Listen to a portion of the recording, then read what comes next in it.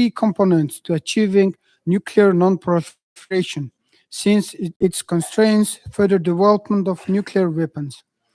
The entry into force of the treaty is an imperative if the NPT regime is to be effective and viable.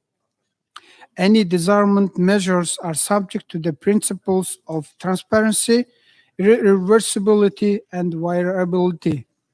Nuclear weapon states are called to lessen the role of nuclear weapons in their security and military policies and lower the operational status of nuclear weapon systems in order to reduce the risk of nuclear catastrophe. Challenges on the non-proliferation side are to be given equal priority. If we are to maintain and reinforce the credibility of the arms control regime, we cannot confine our concern to the challenges confronting the disarmament provisions of the NPT. The CTBT is one of the key components to achieving nuclear non-proliferation since it constrains further development of nuclear weapons. Therefore, the entrance into force of the treaty is imperative if the NPT regime to be effective and viable. Madam Chair, as the conclusion, Mongolia commends the International Atomic Energy Agency's work pursuant to Article 3 and 4 of and verifying compliance with nuclear non-proliferation, undertaking and supporting the parts to the treaties, and fulfilling their alienable right to develop, research, production, and use of nuclear energy for peaceful purposes. The agency's technical cooperation program contributes to the implementation of the NPT, but the Sustainable Development Goals. Its project on food and agriculture, geology, mining, and health, such as the Program of Action for Cancer Therapy, contribute significantly to the scientific progress and sustainable social economic development of member states. Mongolia is fully committed to nuclear disarmament and non-proliferation, a strengthening of the disarmament regimes, and support the efforts of the international community to ensure the implementation of the NPT and CTBT. Mongolia's decades-long experience of having nuclear weapon-free status demonstrates that the status is one of the effective means of ensuring the national security of states. It is internationally recognized status contributes to enhancing stability and confidence building in the region. Our self-declared nuclear weapon-free status has been recognized internationally through the adoption of the UNGA biannual resolutions entitled Mongolia's International Security and Nuclear Weapon-Free Status. Mongolia is currently serving as the coordinator of the 4th Conference of the Nuclear Weapon-Free Zones and Mongolia, which will be held in New York in conjunction with the NPT review in 2020. Madam Chair, allow me to conclude by calling upon all delegations to cooperate constructively and show required political will and flexibility in order to produce meaningful outcomes towards achieving the establishment of a free world of nuclear weapons. I thank you, Madam Chair. I thank the distinguished representative of Mongolia for his statement. I now give the floor to the distinguished representative of Kyrgyzstan. Thank you. Madam Chair, the use of nuclear weapons is the most serious threat to humanity and the survival of civilization. In this regard, the member states need to take the necessary measures to prevent the proliferation of nuclear weapons in all its aspects and to promote nuclear disarmament. The Kyrgyz Republic considers the NPT to be one of the most fundamental and effective international instruments in the area of nuclear disarmament and non-proliferation. At the same time, the Kyrgyz Republic remains committed to the goals of global disarmament and prevention of proliferation of weapons of mass destruction and is an active supporter of a nuclear weapon-free world. Madam Chair, one of the most effective approaches to achieving the goals of disarmament and non-proliferation is considering the creation of nuclear weapon-free zones, motivated by the desire to contribute meaningfully to systematic and consistent efforts to reduce nuclear weapons globally, with the ultimate goal of eliminating those weapons and achieving general and complete disarmament under strict and effective international control. The Central Asian states signed the Treaty of Nuclear Weapon-Free Zone in Central Asia in September 2006. The treaty entered into force in March 21, 2009, and represents an important step towards strengthening the nuclear non-proliferation regime, promoting cooperation in the peaceful use of nuclear energy, and furthering cooperation in the environmental rehabilitation of territories affected by radioactive contaminations. It also constitutes an important measure enhancing regional and international peace and security. The Central Asian Nuclear Weapon-Free Zone is distinguished by a number of characteristics. First, this zone includes a state which previously possessed nuclear weapons. Secondly, it is the first nuclear weapon-free zone established in the Northern Hemisphere. Thirdly, it is the first time that a nuclear weapon-free zone has been created in a region having a long border with two states possessing nuclear weapons. On May 6, 2014, the 5 nuclear weapon states signed the Protocol on Negative Security Assurances to the Treaty on a Nuclear Weapon-Free Zone in Central Asia. It is the first time that a protocol to Nuclear Weapon-Free Zone Treaty was signed by the Nuclear 5 simultaneously. Madam Chair, my delegation continues to attach great importance to the issue of mitigating the environmental consequences of uranium mining and associated nuclear fuel cycle activities in the production of nuclear weapons, a subject addressed at all review conferences. At the current 73rd session of the UNGA, the Kyrgyz Republic initiated the resolution entitled "The Role of the International Community in Preventing the Radiation Threat in Central Asia," highlighting the importance of reclaiming areas affected by uranium production and recognizing the need to develop and promote effective programs for responsible and safe management of radioactive and toxic waste in Central Asia. The unanimous adoption of this resolution and the co-sponsorship of 40 UN member states demonstrates the commitment of the international community to continued cooperation on this issue. At the same time, the Kyrgyz Republic would like to reiterate the call made at prior review conferences for all governments and international organizations that have expertise in the field of cleanup and disposal of radioactive contaminants to consider giving appropriate assistance, as may be requested for remedial purposes of these affected areas. Madam Chair, my delegation also wished to draw attention to another vital issue of the role of education and training as tools to promote disarmament and non-proliferation. The Kyrgyz Republic calls on all states to implement the recommendations of the UN study on disarmament and non-proliferation education. We look forward to working with other interested members in developing practical steps to promote full implementation of the measures called by the UN study.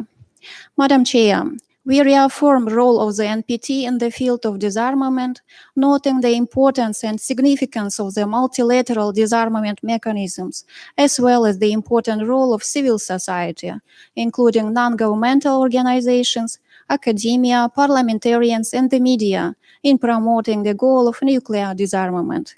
Kyrgyzstan remains committed to the goals of nuclear non-proliferation and disarmament and is an active supporter of the noble idea of a world free of nuclear weapons. The delegation of the Kyrgyz Republic will support the work under your leadership on the current issues. I thank you. I thank the distinguished representative of Kyrgyzstan for her statement. I now give the floor to the distinguished representative of Lithuania.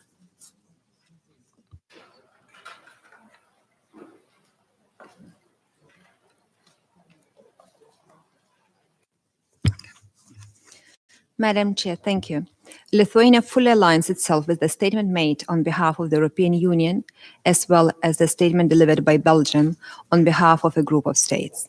In our national capacity, I would like to add the following. Madam Chair, we are approaching an important day.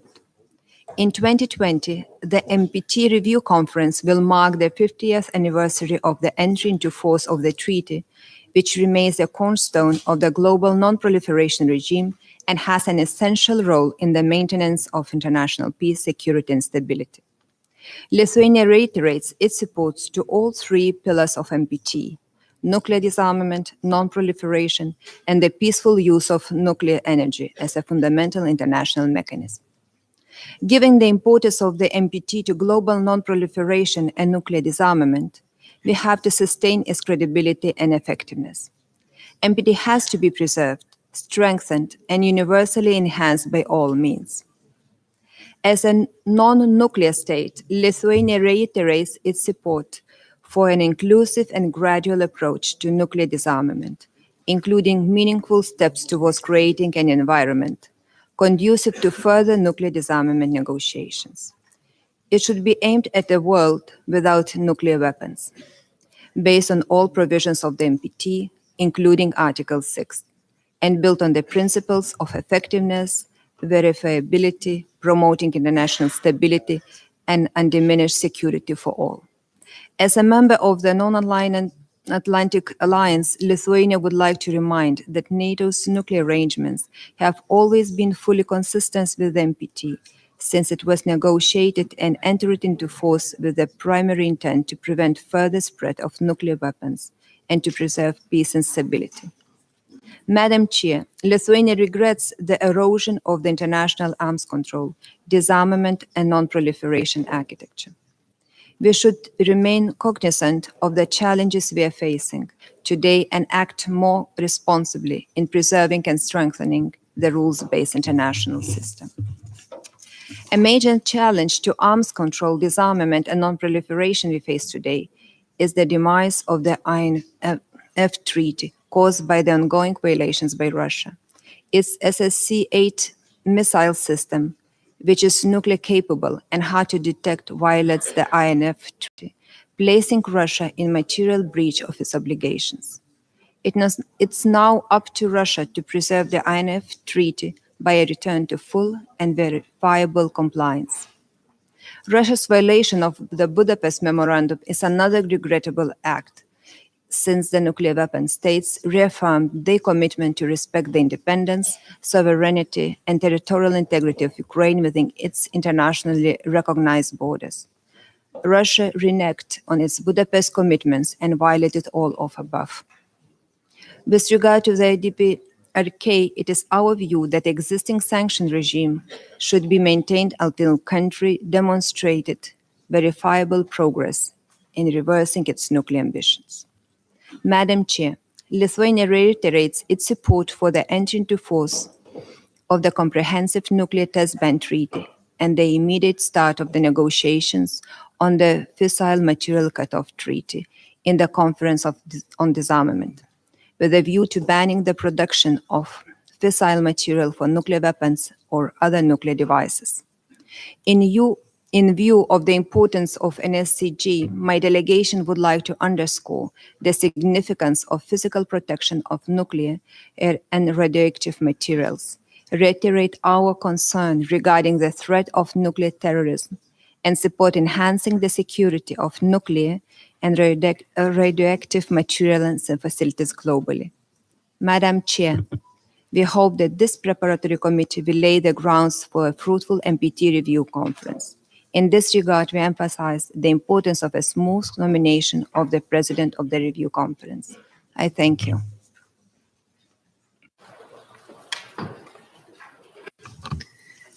I thank the distinguished representative of Lithuania for her statement. I now give the floor to the distinguished representative of Guyana. Thank you, Madam Chair. And please accept my delegation's best wishes on your assumption of the chairmanship of the 2019 PrepCom for the 2020 Review Conference of Parties to the Treaty on the non-proliferation of nuclear weapons. The delegation of Guyana assures you of its full support and cooperation.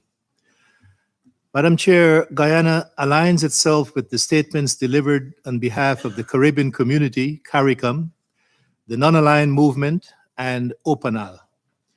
We are taking this opportunity to highlight the following elements in our national capacity. The international security situation at the current juncture is quite volatile and raises the very real question of whether the international community is capable of forging a common path for the maintenance of international peace and security. This is the context in which we're preparing for the 2020 NPT RevCon, and my delegation believes that responsible leadership and renewed commitment to the aims of nuclear disarmament and non-proliferation are most needed if we are to progress with the work that the NPT was meant to accomplish. On this note, Madam Chair, among the elements of particular concern to Guyana are the following. One, the trend towards modernization of nuclear arsenals and their delivery systems and the continued use of nuclear weapons in military doctrines.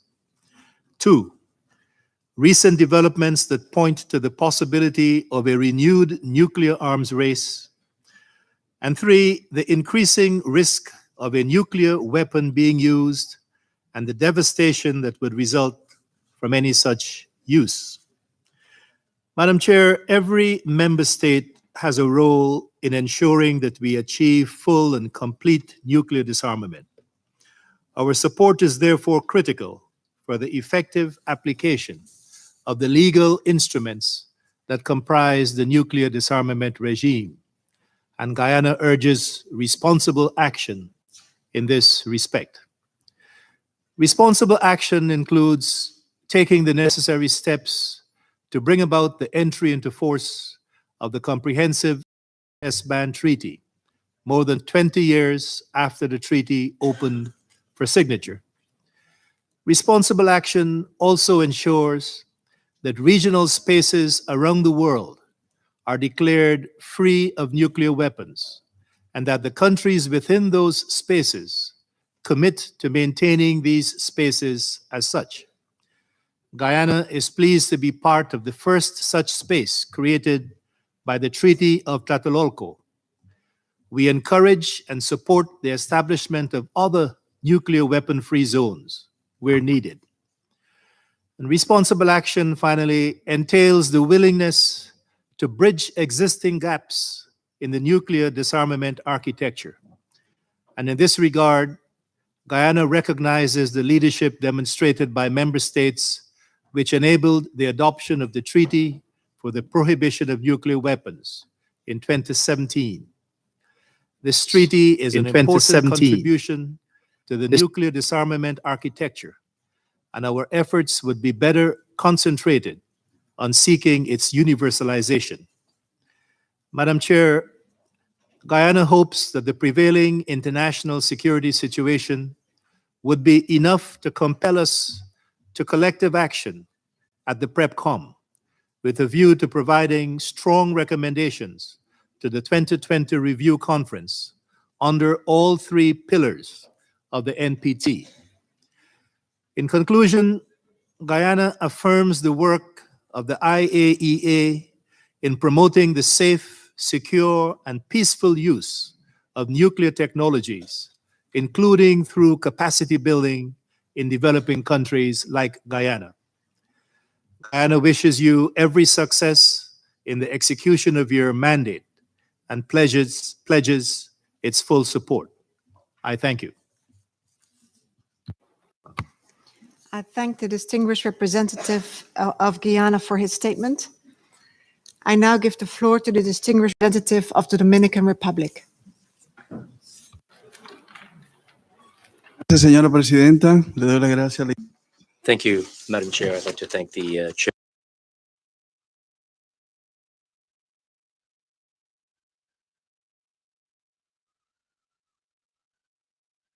Of nuclear weapon and other WMDs.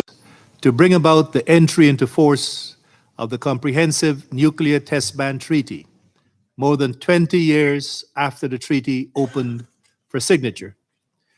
Responsible action also ensures that regional spaces around the world are declared free of nuclear weapons, and that the countries within those spaces commit to maintaining these spaces as such.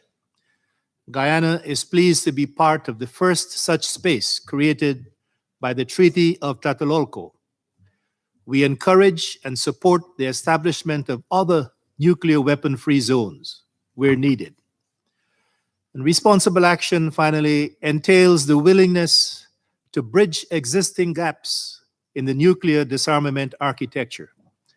And in this regard, Guyana recognizes the leadership demonstrated by member states which enabled the adoption of the Treaty for the Prohibition of Nuclear Weapons in 2017. This treaty is an important contribution to the nuclear disarmament architecture, and our efforts would be better concentrated on seeking its universalization. Madam Chair, Guyana hopes that the prevailing international security situation would be enough to compel us to collective action at the PrepCom, with a view to providing strong recommendations to the 2020 Review Conference under all three pillars of the NPT.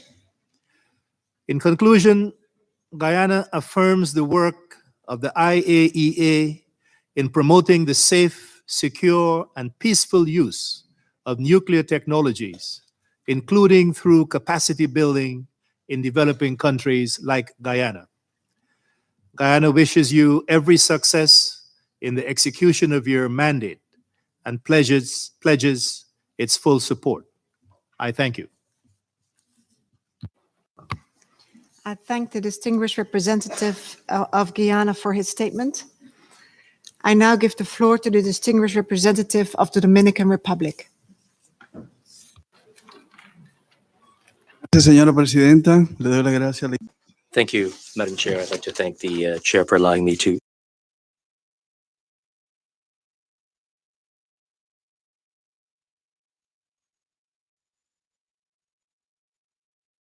enabled the adoption of the Treaty for the Prohibition of Nuclear Weapons in 2017.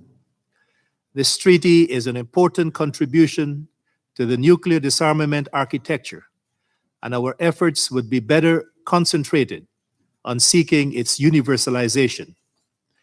Madam Chair, Guyana hopes that the prevailing international security situation would be enough to compel us to collective action at the PrepCom, with a view to providing strong recommendations to the 2020 Review Conference under all three pillars of the NPT.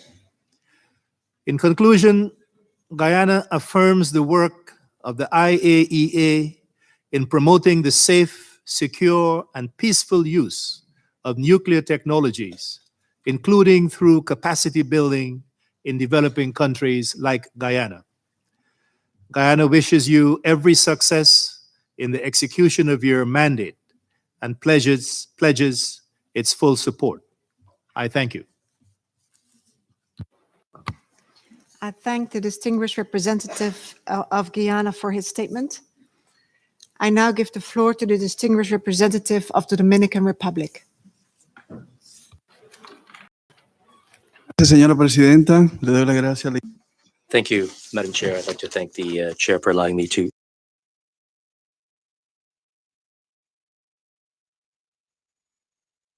of nuclear weapon and other. We hope that this preparatory Respect. Entry into force of the Comprehensive Nuclear Test Ban Treaty, more than 20 years after the treaty opened for signature. Responsible action also ensures that regional spaces around the world are declared free of nuclear weapons, and that the countries within those spaces commit to maintaining these spaces as such. Guyana is pleased to be part of the first such space created by the Treaty of Tlatelolco. We encourage and support the establishment of other nuclear weapon-free zones where needed. And responsible action, finally, entails the willingness to bridge existing gaps in the nuclear disarmament architecture. And in this regard, Guyana recognizes the leadership demonstrated by member states which enabled the adoption of the Treaty for the Prohibition of Nuclear Weapons in 2017. This treaty is an important contribution to the nuclear disarmament architecture, and our efforts would be better concentrated on seeking its universalization. Madam Chair, Guyana hopes that the prevailing international security situation would be enough to compel us to collective action at the PrepCom, with a view to providing strong recommendations to the 2020 review under all three pillars of the NPT. In conclusion, Guyana affirms the work of the IAEA in promoting the safe, secure, and peaceful use of nuclear technologies, including through capacity building in developing countries like Guyana. Guyana wishes you every success in the execution of your mandate and pledges its full support. I thank you. I thank the distinguished representative of Guyana for his statement. I now give the floor to the distinguished representative of the Dominican Republic. Gracias, señora presidenta. Le doy las gracias. Thank you, Madam Chair. I'd like to thank the chair for allowing me to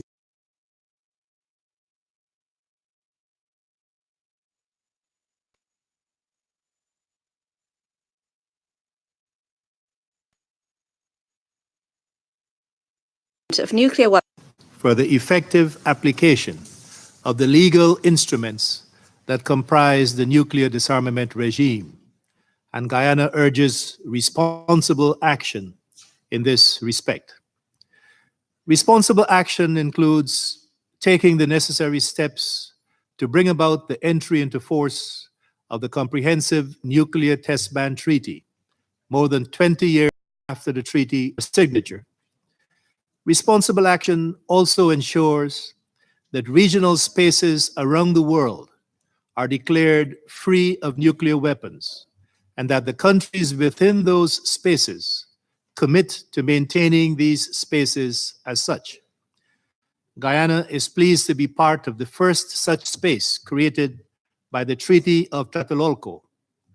We encourage and support the establishment of other nuclear weapon-free zones where needed. And responsible action, finally, entails the willingness to bridge existing gaps in the nuclear disarmament architecture. And in this regard, Guyana recognizes the leadership demonstrated by member states which enabled the adoption of the Treaty for the Prohibition of Nuclear Weapons in 2017. This treaty is an important contribution to the nuclear disarmament architecture, and our efforts would be better concentrated on seeking its universalization. Madam Chair, Guyana hopes that the prevailing international security situation would be enough to compel us to collective action at the PrepCom, with a view to providing strong recommendations to the 2020 Review Conference under all three pillars of the NPT.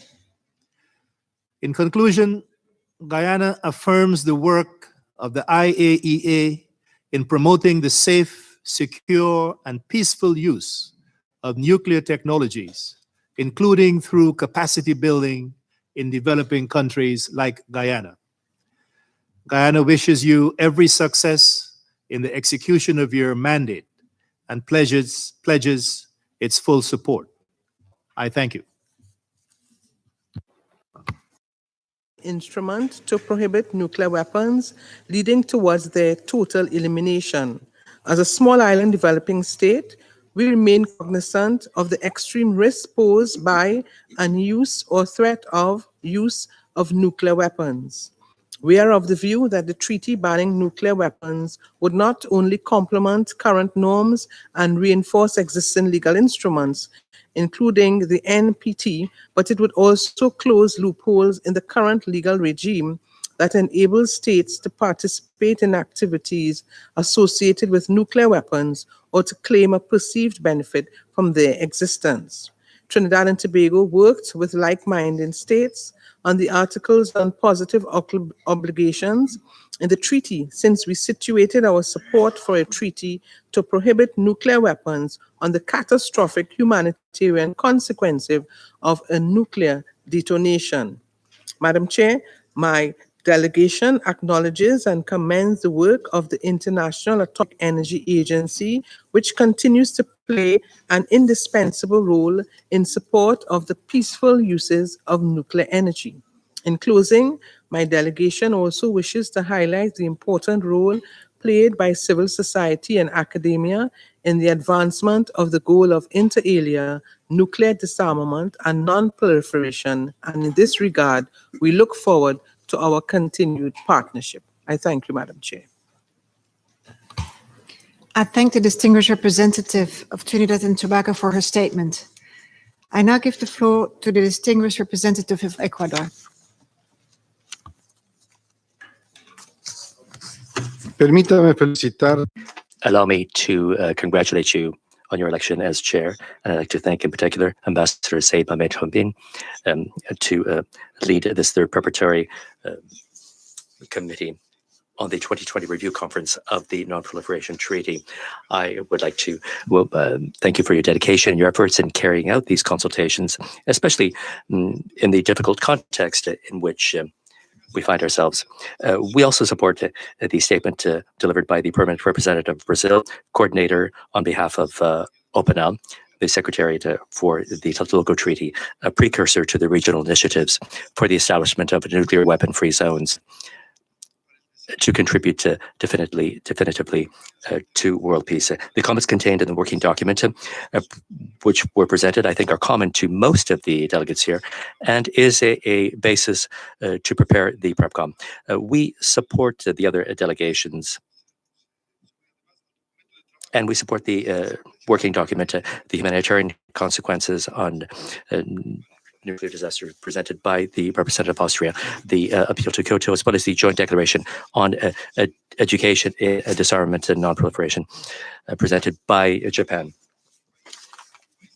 Madam Chair, my country is a country of peace. Our constitution prohibits the development and the use of nuclear weapons. With this conviction, Ecuador believes that the results of the review conference and the extension of 1995 and the conferences of 2010 are still valid. We are concerned by the lack of results of the 2005 and 2015 meetings, and we believe that the 2020 conference must be successful due to the serious consequences which would result from a failed result in the NPT regime. We are convinced of the value of the Non-Proliferation Treaty and its validity. And once again, we highlight the urgency for states that have not joined the treaty to accede to it as soon as possible, especially since 50 years have gone by since its entry into force. Madam Chair, the proven serious humanitarian consequences of any nuclear detonation, whether it's accidental or intentional, cannot be addressed effectively by any state or international organization. And therefore, nuclear weapons must be prohibited and totally eliminated, as well as testing of any nature.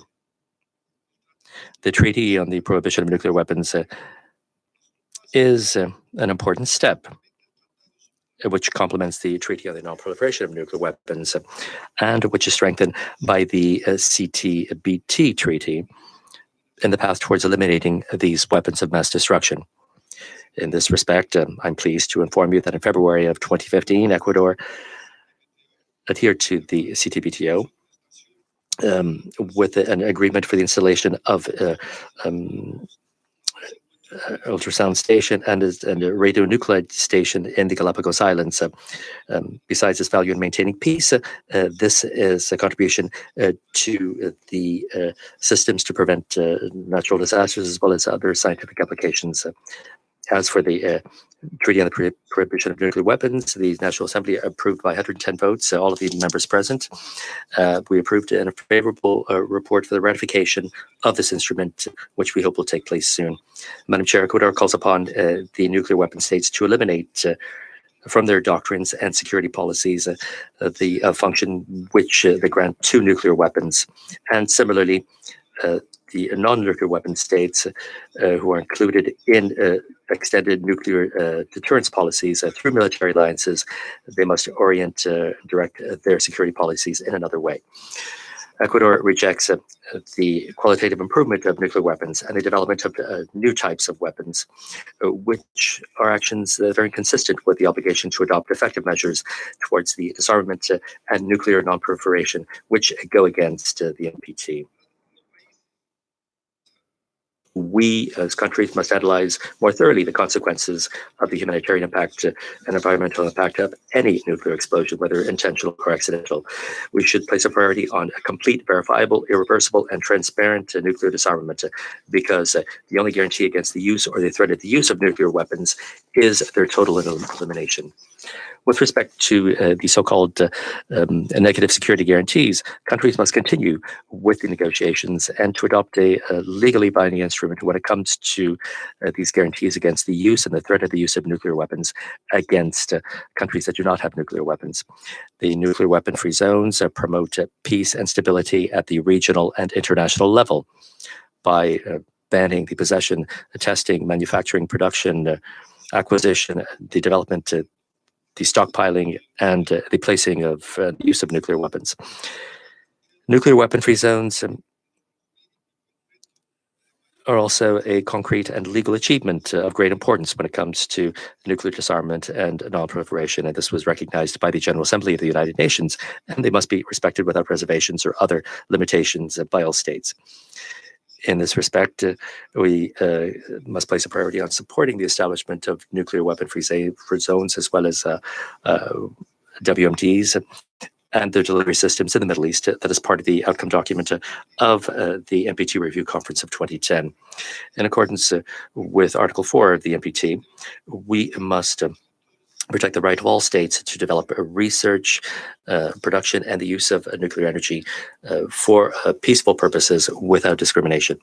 The purpose of not using, ensuring that nuclear weapons are not used again by any actor must remain valid. And this objective can only be achieved through the prohibition and subsequent elimination of nuclear weapons, which is transparent, verifiable, and irreversible. I'm concerned to see the fact that disarmament is becoming more bilateral in nature. In many cases, the setting aside of multilateral instruments. And it's also disturbing to see that we are setting aside international instruments that were negotiated at length by countries present here. As many delegations have already said before me, it's crucial that the 2020 Review Conference be a success, and that its recommendations must be practical. You can count on the support of my delegation to this end. I would like to add my voice to others who ask that without delay, we confirm the appointment of Ambassador Mariano Grossi as chair of the review conference. Ambassador Grossi has the endorsement of our regional group, and this has been the case for 2 years. Thank you very much, Madam Chair. I thank the distinguished representative of Ecuador for his statement. I kindly remind delegations to stay within the time limit allocated for statements. I now give the floor to the distinguished representative of Colombia. Muchas gracias. Permítame. Thank you very much. I'd like to begin my statement by congratulating the chair, and in particular, Ambassador Sayed from Malaysia, for his appointment as chair of the third Preparatory Committee for the 2020 Review Conference of the Treaty on Non-Proliferation of Nuclear Weapons, as well as the different members of the Bureau. We'd like to say that the Colombia delegation is ready to support your work and to contribute to the success of that work. We're sure that all of the work that has been done in the different meetings which have taken place in the last few months in the different regions and contexts will produce effective results to strengthen the international disarmament and nuclear non-proliferation architecture, respect for the legal instruments as well as international institutions is one of the main thrusts of Colombian foreign policy. And as a result, since the entry into force of the treaty, we have promoted and supported and called for general and complete disarmament in a transparent and sustained fashion. It's also relevant to point out that the very Constitution of Colombia, in its Article 81, bans the manufacturing, import, possession, and the use of weapons of mass destruction. As a result, achieving the universalization of the NPT and achieving its effective implementation and the compliance with the 3 pillars is a major aim that Colombia shares for the sake of international peace and security. This third PrepCom is a new opportunity for nuclear weapon states and non-nuclear weapon states to work together to strengthen the application and complete implementation of the treaty, especially with respect to Article 6. We have major challenges ahead of us, but also great opportunities to move forward decisively in achieving the objectives set out in the treaty. And that's why it's important to avoid politicization of the different multilateral contexts where the disarmament and non-proliferation issues are raised in order to facilitate compliance for this purpose. Consistent with our support for Resolution 73/65 of the UN General Assembly, we believe it's important to promptly begin negotiations for a fissile material cutoff treaty as an essential step for nuclear disarmament and the eventual elimination of nuclear weapons. In that same spirit, Colombia is a signatory to the Treaty on the Prohibition of Nuclear Weapons. Furthermore, my country has supported initiatives for the establishment of nuclear weapon-free zones and for the universalization of the NPT in accordance with agreements freely agreed to by states in our respective region, with a view to these efforts taking us closer to a safer world where peace is achieved jointly through ongoing cooperation and the strengthening of confidence-building measures. Colombia, as a state party to the Treaty for the Prohibition of Nuclear Weapons in Latin America and the Caribbean, known as the Tlatelolco Treaty, and we support the statement made by the delegation of Brazil on behalf of the states parties of the Organization for the Prohibition of Nuclear Weapons in Latin America and the Caribbean, OPANAL, and we support its contributions to the NPT objectives contained in the document entitled Elements Proposed for Consideration by the Third Preparatory Committee for the 2020 Review Conference of the Parties to the Treaty on the Non-Proliferation of Nuclear Weapons, with the objective of their inclusion in the final document of the 2020 Review Conference. Madam Chair, my delegation would call upon all states parties to the NPT to make our greatest effort to seek the widest consensus possible so that within the framework of this third PrepCom of the 2020 Review Conference, we'll be able to adopt a document which will include commitments and specific action in the area of disarmament, non-proliferation, and the peaceful use of nuclear energy. And taking as a basis the 2010 document and its action plan. I would like to conclude by reiterating our willingness to achieve this consensus and to successfully conclude this preparatory cycle. Lastly, and in support of the endorsement received in GRULAC 2 years ago, allow me to express the firmest support of Colombia for the election of Mr. Mariano Grossi as chair of the upcoming NPT Review Conference to take place in 2020. Thank you very much, Madam Chair. I thank the distinguished representative from Colombia for his statement. I now give the floor to the distinguished representative of Cuba.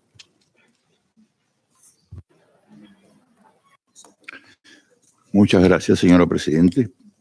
Thank you very much, Madam Chair. First of all, I'd like to congratulate the Ambassador of Malaysia for his election as chair of the third PrepCom for the Review Conference, and he can count on the support of the delegation of Cuba. Cuba fully supports the statement delivered by Venezuela on behalf of the movement of non-aligned countries. The movement has also presented a set of working documents that we support, and we invite delegations to consider these documents. Cuba attaches great importance and the utmost priority to nuclear disarmament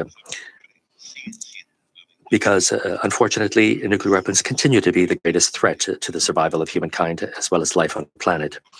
The only sustainable solution to this existential problem is the elimination and complete prohibition of nuclear weapons in a transparent, irreversible, and verifiable manner within a timeframe agreed to multilaterally. In this respect, Cuba firmly supports the Treaty on the Prohibition of Nuclear Weapons, which codified in international law the illegitimacy and illegality of nuclear weapons, bans the existence, use, and threat of the use of these weapons, and any type of nuclear testing. And we urge all states to sign and to ratify this treaty to support its swift entry into force.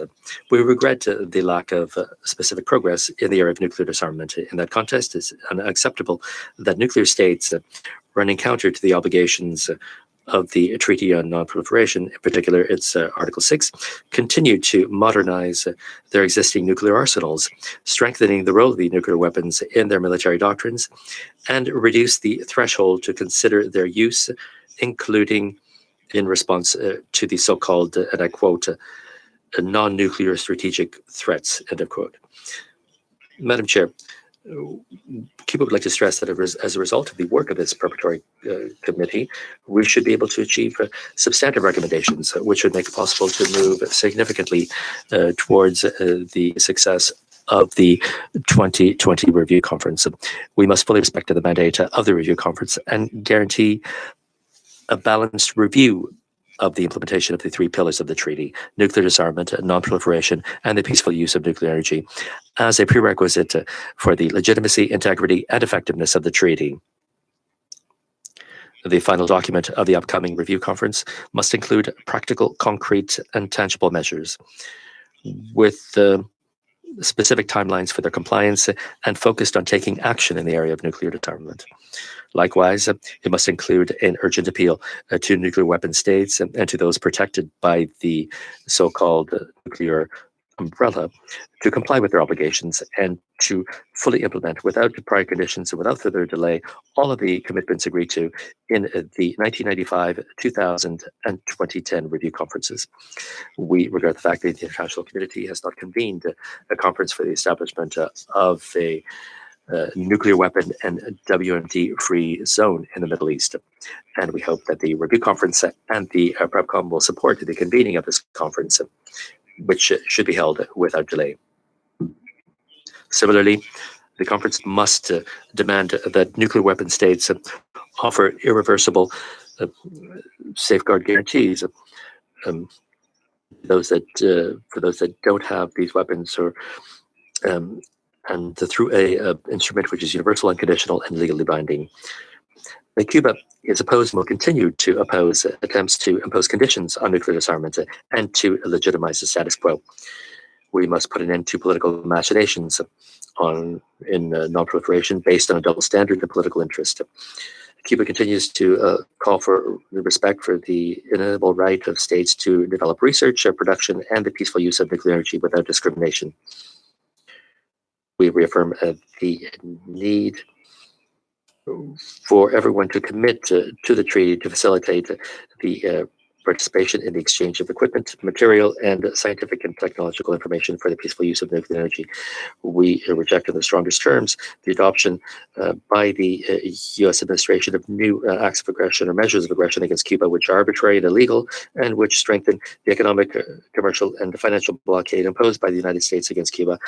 And we reject its extraterritorial nature.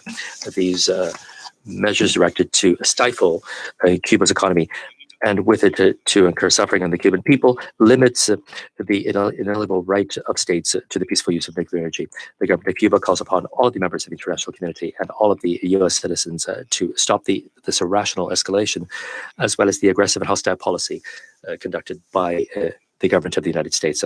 The principles of the proclamation of Latin America and the Caribbean as a zone of peace must prevail, including strengthening the ongoing commitment to the peaceful settlement of disputes in order to eliminate once and for all the use or the threat of the use of these weapons in our region. We continue to support international efforts to achieve the common objective of a world free of nuclear weapons. We demand that nuclear weapon-free states demonstrate concretely their political will to rigorously comply with each and every one of the obligations which they have taken on under the NPT. Thank you. I thank the distinguished representative of Cuba for his statement. I now give the floor to the distinguished representative of Uruguay. Gracias, señora presidenta. Thank you very much, Madam Chair. We'd like to congratulate through you Ambassador Hasrin, who is the chair of this third PrepCom of the 2020 Review Conference on the Treaty on the Non-Proliferation of Nuclear Weapons, and we'd like to extend the support of this delegation to the chair for his very important work. We'd like to reiterate our support for the nomination of Ambassador Rafael Grossi of Argentina as president of the 2020 Review Conference. Madam Chair, Uruguay, a country with a peaceful vocation and that does not possess nuclear weapons, would like to reaffirm on this occasion its firm commitment to the strengthening of the disarmament and non-proliferation regime and our commitment to the total elimination of nuclear weapons, with a historic tradition of respect and defense for the purposes and principles of the UN Charter of International Law and of Uruguay places an importance on multilateralism as a fundamental principle in the area of disarmament, as well as to dialogue and negotiation as fundamental instruments to achieve results. Uruguay hopes that this PrepCom will be able to move forward in its work in a climate of good faith, free of politicization. We defend the strengthening of the disarmament and non-proliferation regime, and we are in favor of the total, irreversible, verifiable, and transparent elimination of all nuclear weapons without prior conditions nor reservations, and within a time frame agreed to on a multilateral basis.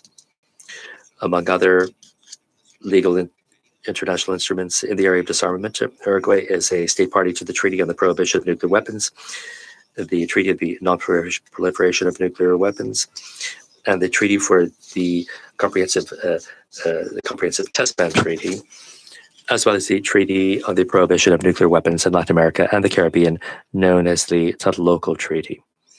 Likewise, Uruguay was elected member of the Council of the Organization for the Prohibition of Nuclear Weapons in Latin America, OPANAL, for the period 2018 to 2021, and we were a member of the Board of Governors of the International Atomic Energy Agency for the 2018 to 2020 period. Madam Chair, we'd like to stress the importance of achieving universality in the Non-Proliferation Treaty, and we urge all states who have not yet done so to accede to the treaty. And we also urge the nuclear weapon states to comply with their commitments under Article 6 of the treaty, and also to step up their efforts to reduce their nuclear arsenals in a sustained and continuous fashion. We reiterate the importance and the urgency of the swift entry into force of the treaty for the CTBT, and we urge those states in Annex 2 of the treaty, whose ratification is necessary for its entry into force, to proceed to assigning and or ratifying the treaty without further delay. We highlight the importance of the Treaty on the Prohibition of Nuclear Weapons. We believe that this instrument should not be seen as an obstacle to comply with the objective of the Treaty on the Non-Proliferation of Nuclear Weapons, but rather should be seen as an instrument which complements it and strengthens its architecture. In this way, we urge all states who have not yet done so to consider becoming a party to this treaty. We understand that it's a legitimate interest of countries that don't have nuclear weapons to receive unequivocal and legally binding guarantees from states that possess nuclear weapons against the use and the threat of the use of these weapons. In this respect, we support the establishment of a universal and legally binding treaty, which would offer negative security guarantees. We're also in favor of negotiating within the Disarmament Conference of a treaty which is non-discriminatory, multilateral, international, and effectively verifiable to ban the production of fissile material for nuclear weapons or other nuclear explosive devices. We believe that the establishment of nuclear weapon-free zones throughout the world would contribute to achieving the objective of the total elimination of nuclear weapons. And we recall as well that the Tlatelolco Treaty established the first nuclear weapon-free zone in a densely populated area and inspired the establishment of similar zones in other geographic regions. We acknowledge the importance of implementing the three fundamental pillars of the Treaty on the Non-Proliferation of Nuclear Weapons: nuclear disarmament, non-proliferation, as well as the peaceful use of nuclear energy. We defend the right to the peaceful use, the development, and the transfer of nuclear energy, and we support the function played by the IAEA in its work to encourage the development and the practical application of nuclear energy for peaceful purposes on the basis of transparency and of compliance at internationally accepted levels in terms of nuclear security, as well as the physical protection of nuclear material. We acknowledge the safeguards of the IAEA, and we see them as a fundamental pillar of the non-proliferation regime. We have an agreement with this body for the implementation of safeguards as well as an additional protocol. Madam Chair, and lastly, we would like to express our deep concern over the catastrophic humanitarian consequences which would come about with the use of nuclear weapons. And we urge all member states to adjust their conduct to international law, including international humanitarian law. We regret the role that continues to be played by nuclear weapons in some national military doctrines, as well as the actions carried out by some countries to modernize and to perfect nuclear weapons and its associated infrastructure. We express our concern as well over the dangers of accidental explosions or by the possible use of nuclear material by terrorist groups. We believe that we should not condition the advance of negotiations to the evolution of a geopolitical context, because this would mean incorporating a new condition on compliance with the obligations of Article 6 of the NPT. And we cannot accept that this argument become a justification for not taking action. We trust that adopting attitudes that reveal transparency, mutual respect, and empathy, and which lead to restoring trust, we will be able to move forward in our negotiations in disarmament and thus establish the strategic stability that we all desire. International peace and security depend on this, and as a result, the future of all humankind. The Non-Proliferation Treaty is a cornerstone of the international security system.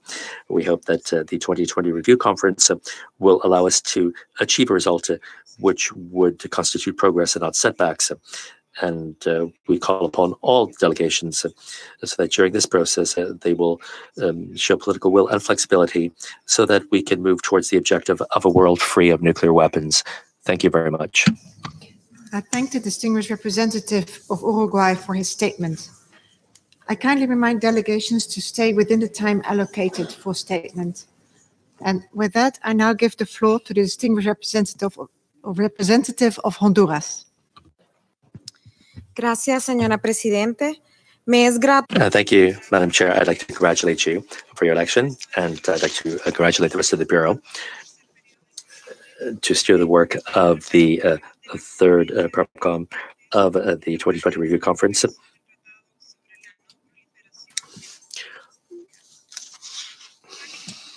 As was expressed by the delegation of Brazil on behalf of the Organization for the Prohibition of Nuclear Weapons in Latin America and the Caribbean, OPANAL, Honduras is particularly interested in the success of this preparatory committee and of the 2020 NPT Review Conference, since it will face the very difficult task of considering the implementation of the final document adopted by the 2010 Review Conference,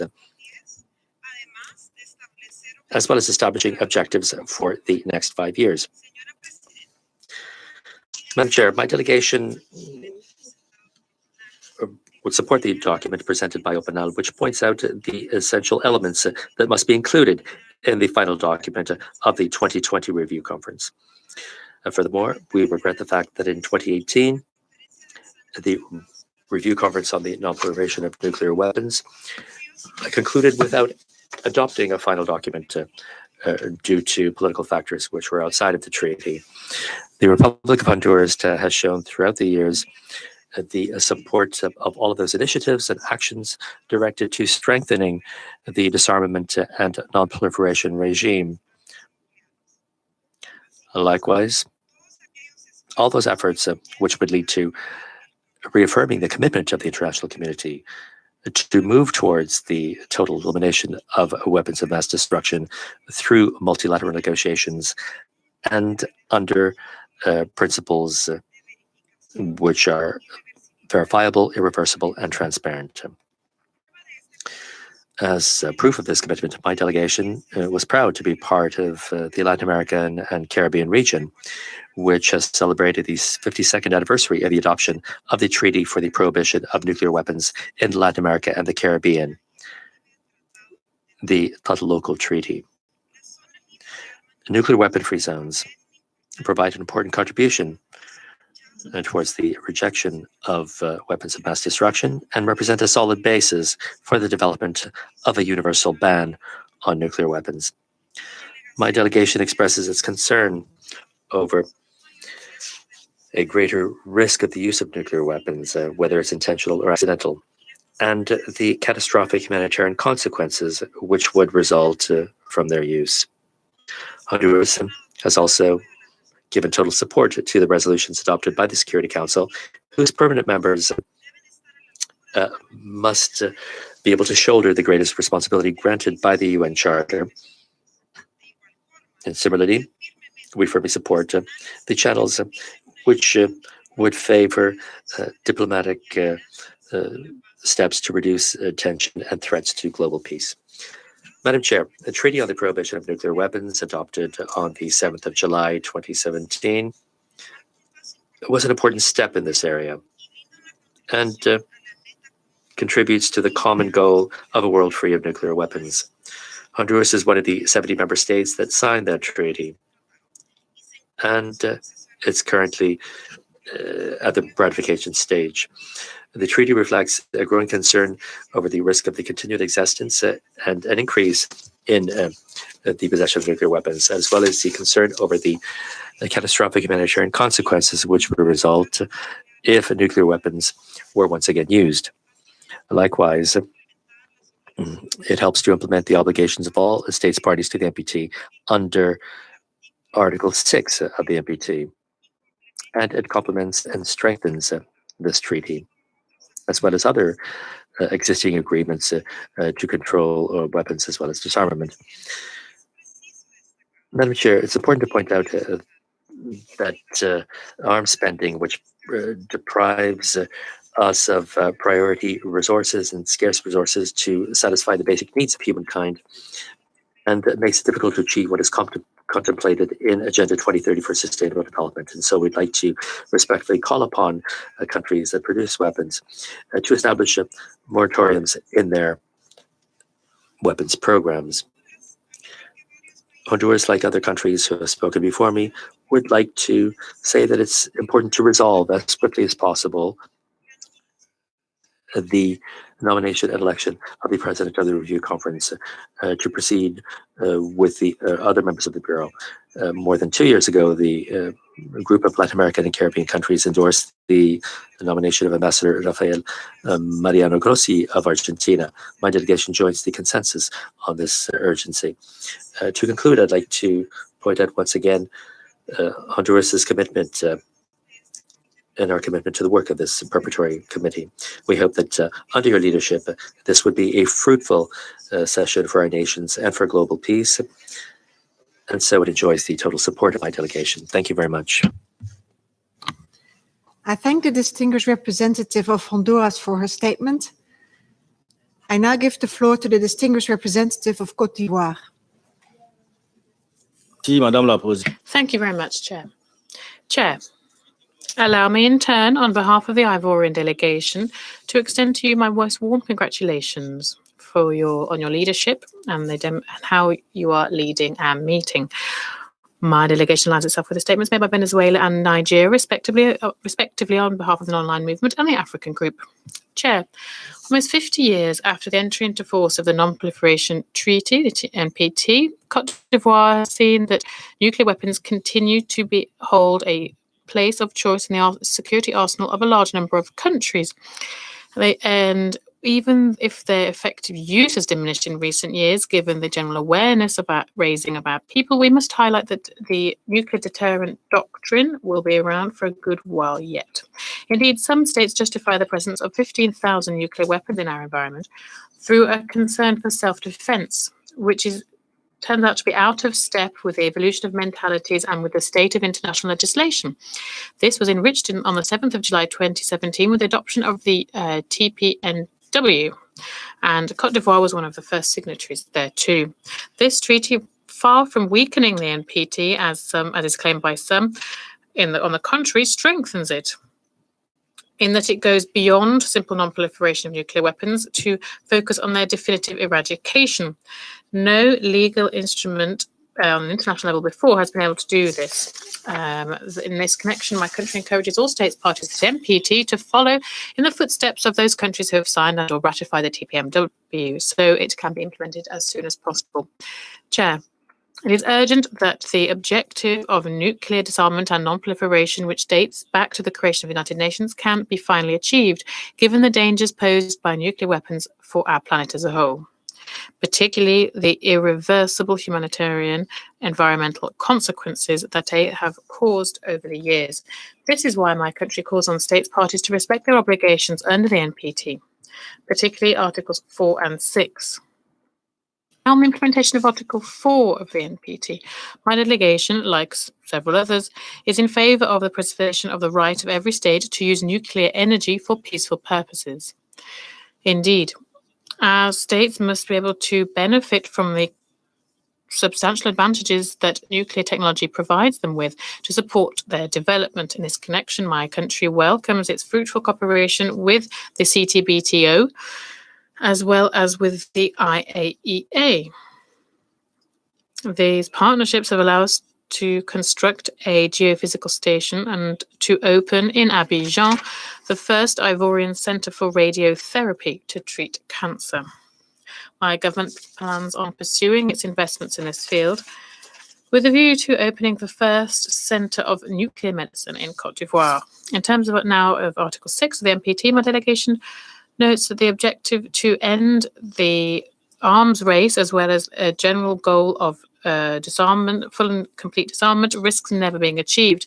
Indeed, the reduction of existing stocks since the end of the Second World War is not developing as the founding fathers of our organization would have wished. And these founding fathers dedicated the first General Assembly resolution to disarmament. Moreover, the ongoing tensions between nuclear powers and the expansion and modernization of nuclear arsenals, as well as the calling into question of some nuclear disarmament agreements, and the deadlock that disarmament mechanisms are finding themselves in, none of this provides any reassurance. For Côte d'Ivoire, the total abolition of these weapons remains the only guarantee against their possession and then use by non-state actors, particularly terrorist groups. In the meantime, it invites nuclear weapon states to provide sufficient security guarantees to non-nuclear weapon states through the creation of a universal and legally binding instrument on the non-use of nuclear weapons against non-nuclear weapon states. This will already allow us to reduce the risk of use of such type of weapons. The establishment of zones free from nuclear weapons is also an essential step to drive forward the cause of disarmament. Côte d'Ivoire invites states of the Middle East to undertake inclusive negotiations to spare this sensitive area, as well as the whole of the planet, from a irreversible humanitarian catastrophe with certain clear irreversible consequences. Moreover, the preservation of the agreement on the Iranian nuclear program, as well as a fruitful conclusion of negotiations on the North Korea case, would be strengthen the non-proliferation pillar of the NPT. Chair, my delegation regrets that negotiations during the 9th review conference of the NPT did not achieve a consensus-based final document.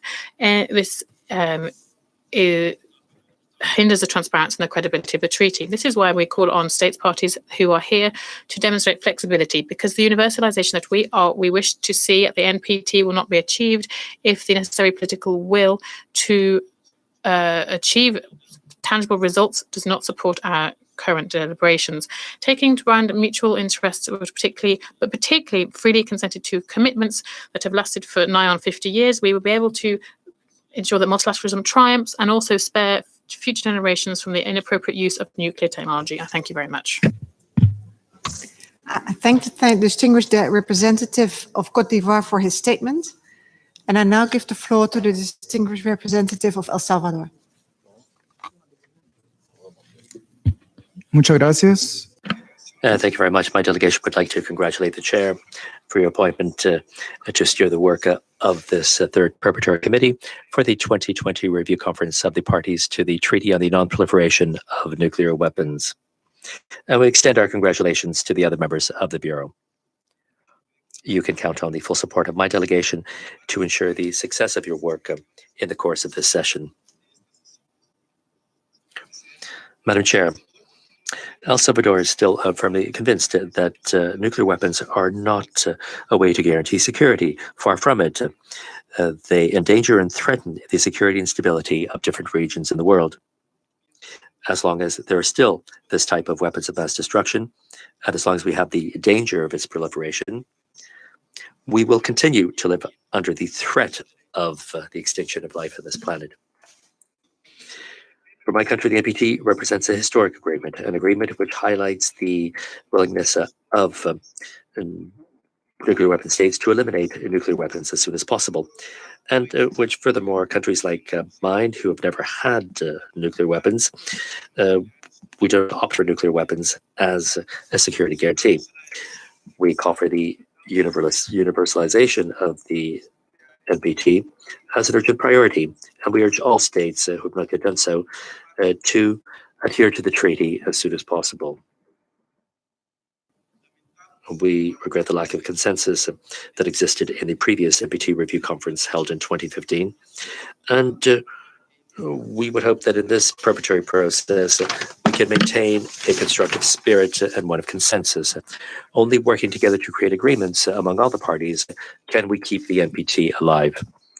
Madam Chair, El Salvador, as a party to the local treaty, legal and institutional reference for nuclear weapon-free zones, we can attest to the fact that these zones strengthen peace and international security regimes and guarantee human rights.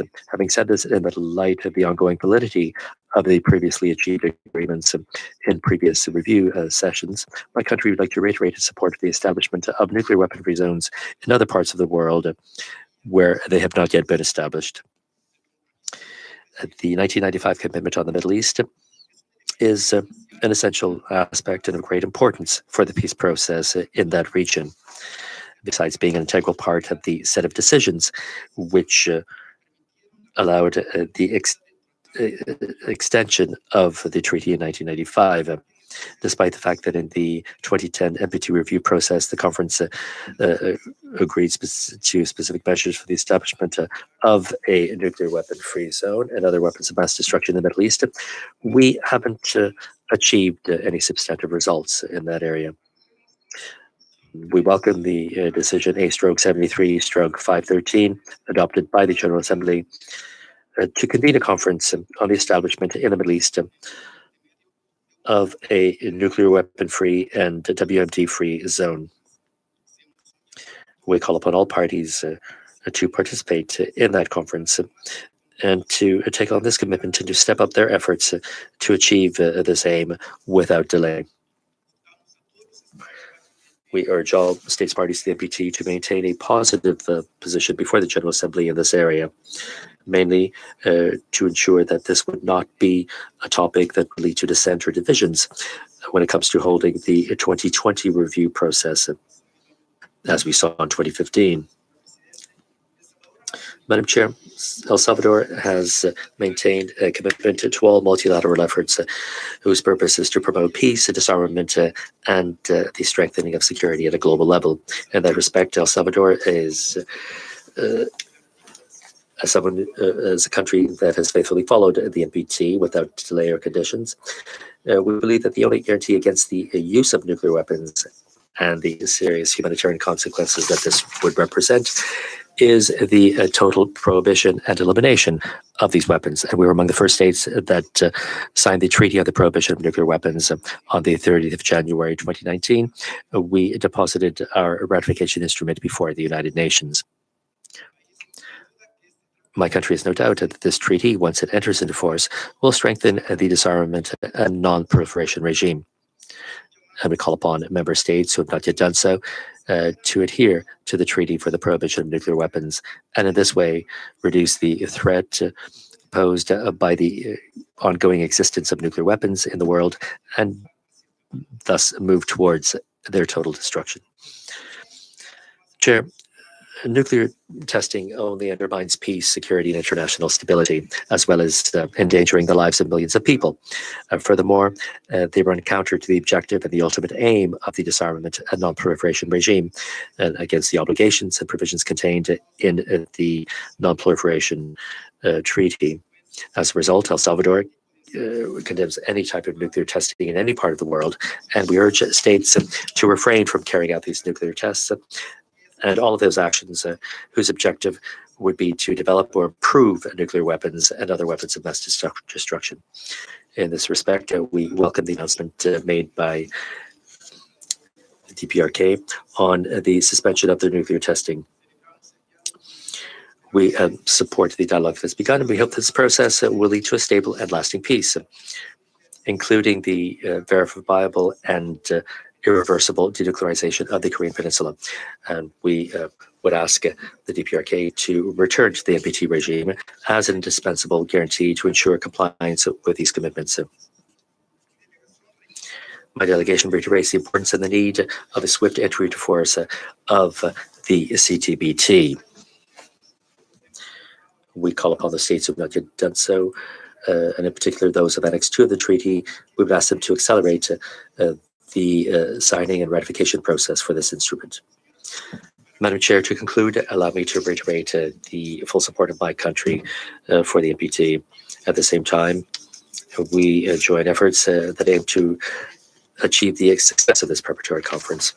We'd like to underscore our constructive spirit to ensure the success of the upcoming 2020 review conference. Thank you very much.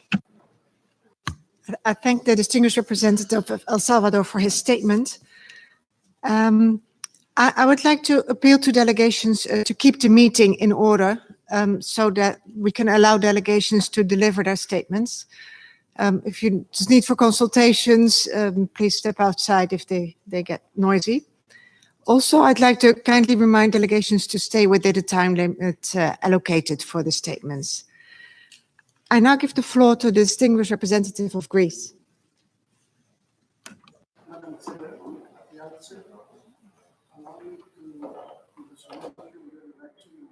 My delegation's full support.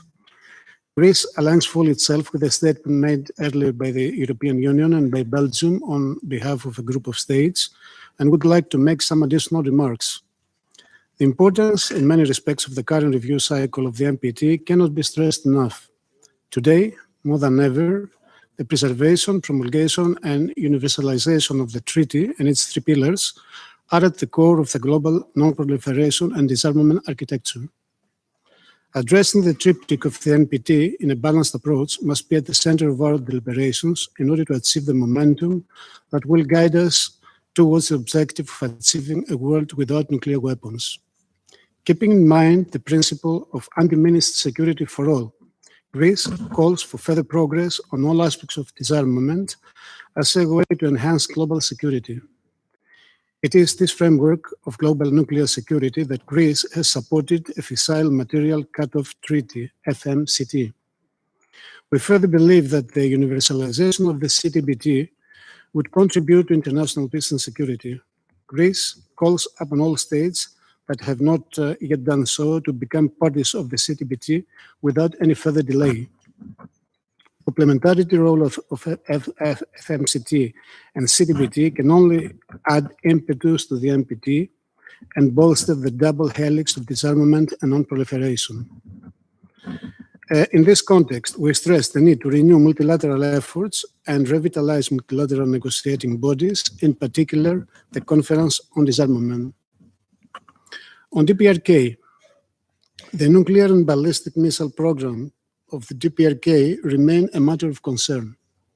Greece supports the current diplomatic efforts for a political settlement and welcomes the ongoing dialogue. At the same time, we call on DPRK to comply with its obligations under relevant UN Security Council resolutions. Madam Chair, the Joint Comprehensive Plan of Action is a key element of the global nuclear non-proliferation architecture, unanimously endorsed by the UN Security Council resolution, and it is crucial for international security. Greece supports the ongoing implementation of the JCPOA and commends the International Atomic Energy Agency for its professional, technical, and impartial work in verifying Iran's nuclear commitments. Greece follows closely the ongoing continuing increase in the use of nuclear energy. It is for this reason that we place particular emphasis on the third pillar of NPT. With this guiding principle, Greece fully supports the IAEA's vital role in strengthening states' capacity to ensure that the development and use of nuclear energy take place under the most rigorous safety and security conditions. This is especially critical for volatile regions such as the Middle East and Eastern Mediterranean. The above approach requires full cooperation with the IAEA and ample and transparent international collaboration. Multinational confidence building can be reached through IAEA's international assistance and peer review missions. Madam Chair, Greece, along with like-minded states, co-sponsored and revised working paper submitted by France for a framework for civil nuclear cooperation based on intergovernmental agreements. Given the increased number of states considering nuclear technology in their energy mix, the guiding principles for an umbrella agreement of good practice aim at providing the lining for individual projects and the necessary roadmap. The NPT constitutes the cornerstone of the global non-proliferation and disarmament architecture. The deliberations of the 10th NPT Review Conference next year will constitute a waypoint in terms of how the entire nuclear disarmament architecture will evolve in the years to come. Bilateral and multilateral strategic dialogue must be safeguarded, and it is in this context that we anticipate progress based on structured dialogue aimed at creating the conditions working group modeled on the International Partnership for Nuclear Disarmament Verification Initiative. Thank you, Madam Chair. I thank the distinguished representative of Greece for his statement. And I now give the floor to the distinguished representative of Turkey.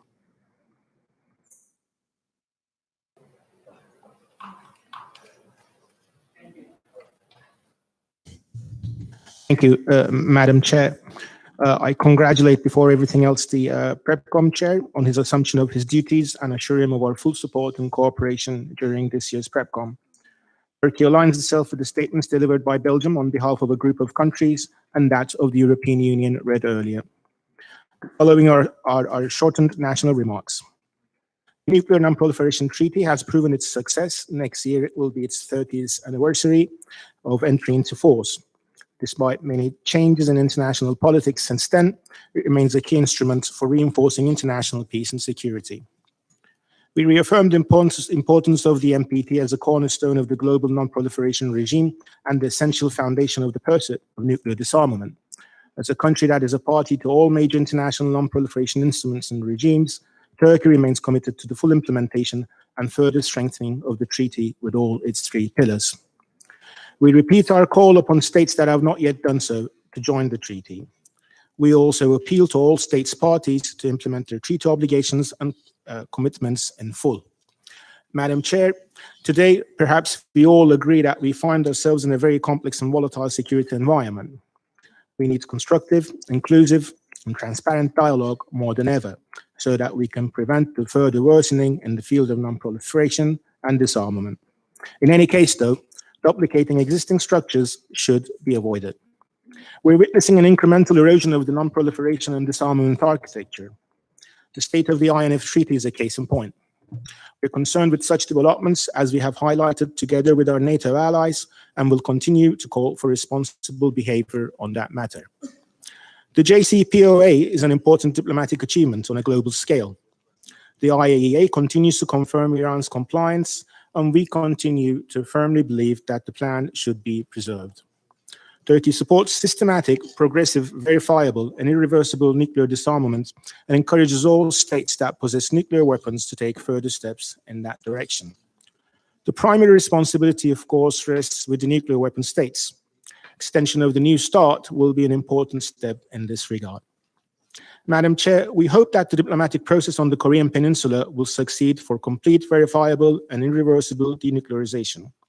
We call on the DPRK to comply with its international obligations in full and also return to the NPT at an early date, including to IAEA safeguards and to ratify the CTBT.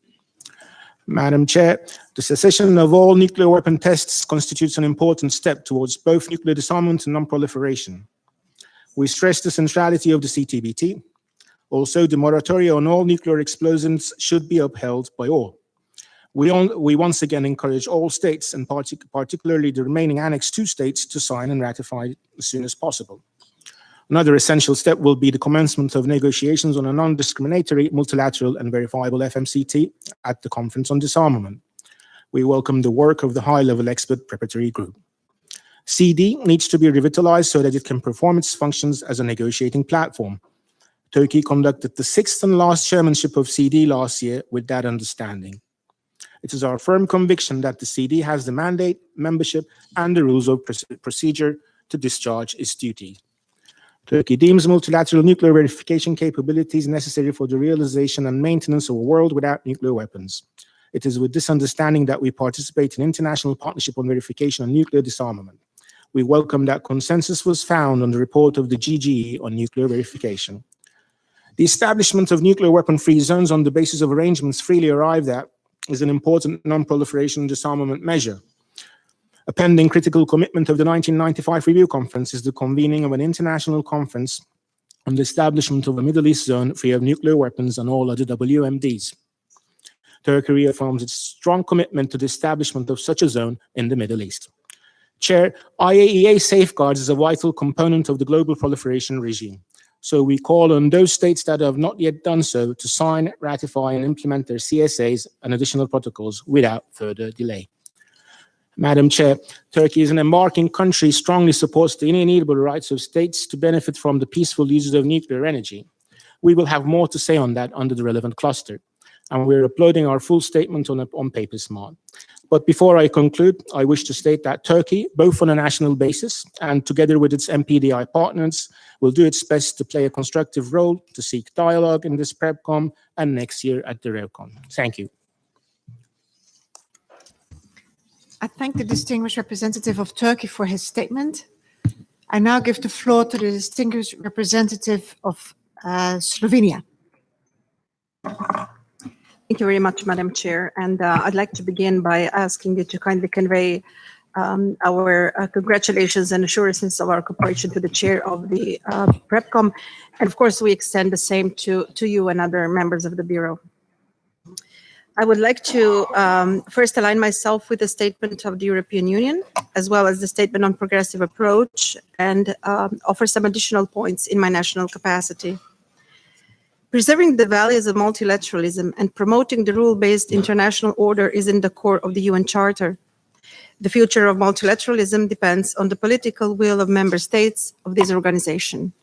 The use of multilateral decision-making and diplomacy should prevail, especially when global challenges need global solutions. The NPT is an important legal instrument of the global security governance. Slovenia is fully committed to preserving effective, treaty-based international arms control, disarmament, and non-proliferation as key elements of security for Europe and beyond.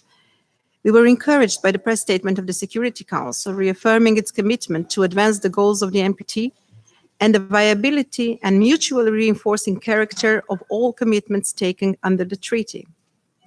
This commitment came in the times when the non-proliferation and disarmament architecture is being eroded. It is Slovenia's firm belief that we need to achieve our common goal of world free of nuclear weapons progressively through the full implementation of the NPT.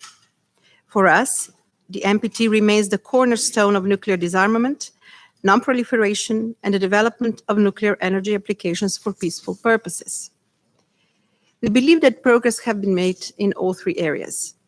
With the 2020 NPT Review Conference approaching, Slovenia calls for full implementation of the 2010 Review Conference Action Plan, including in accordance with Article 6 on disarmament, to which we are all committed.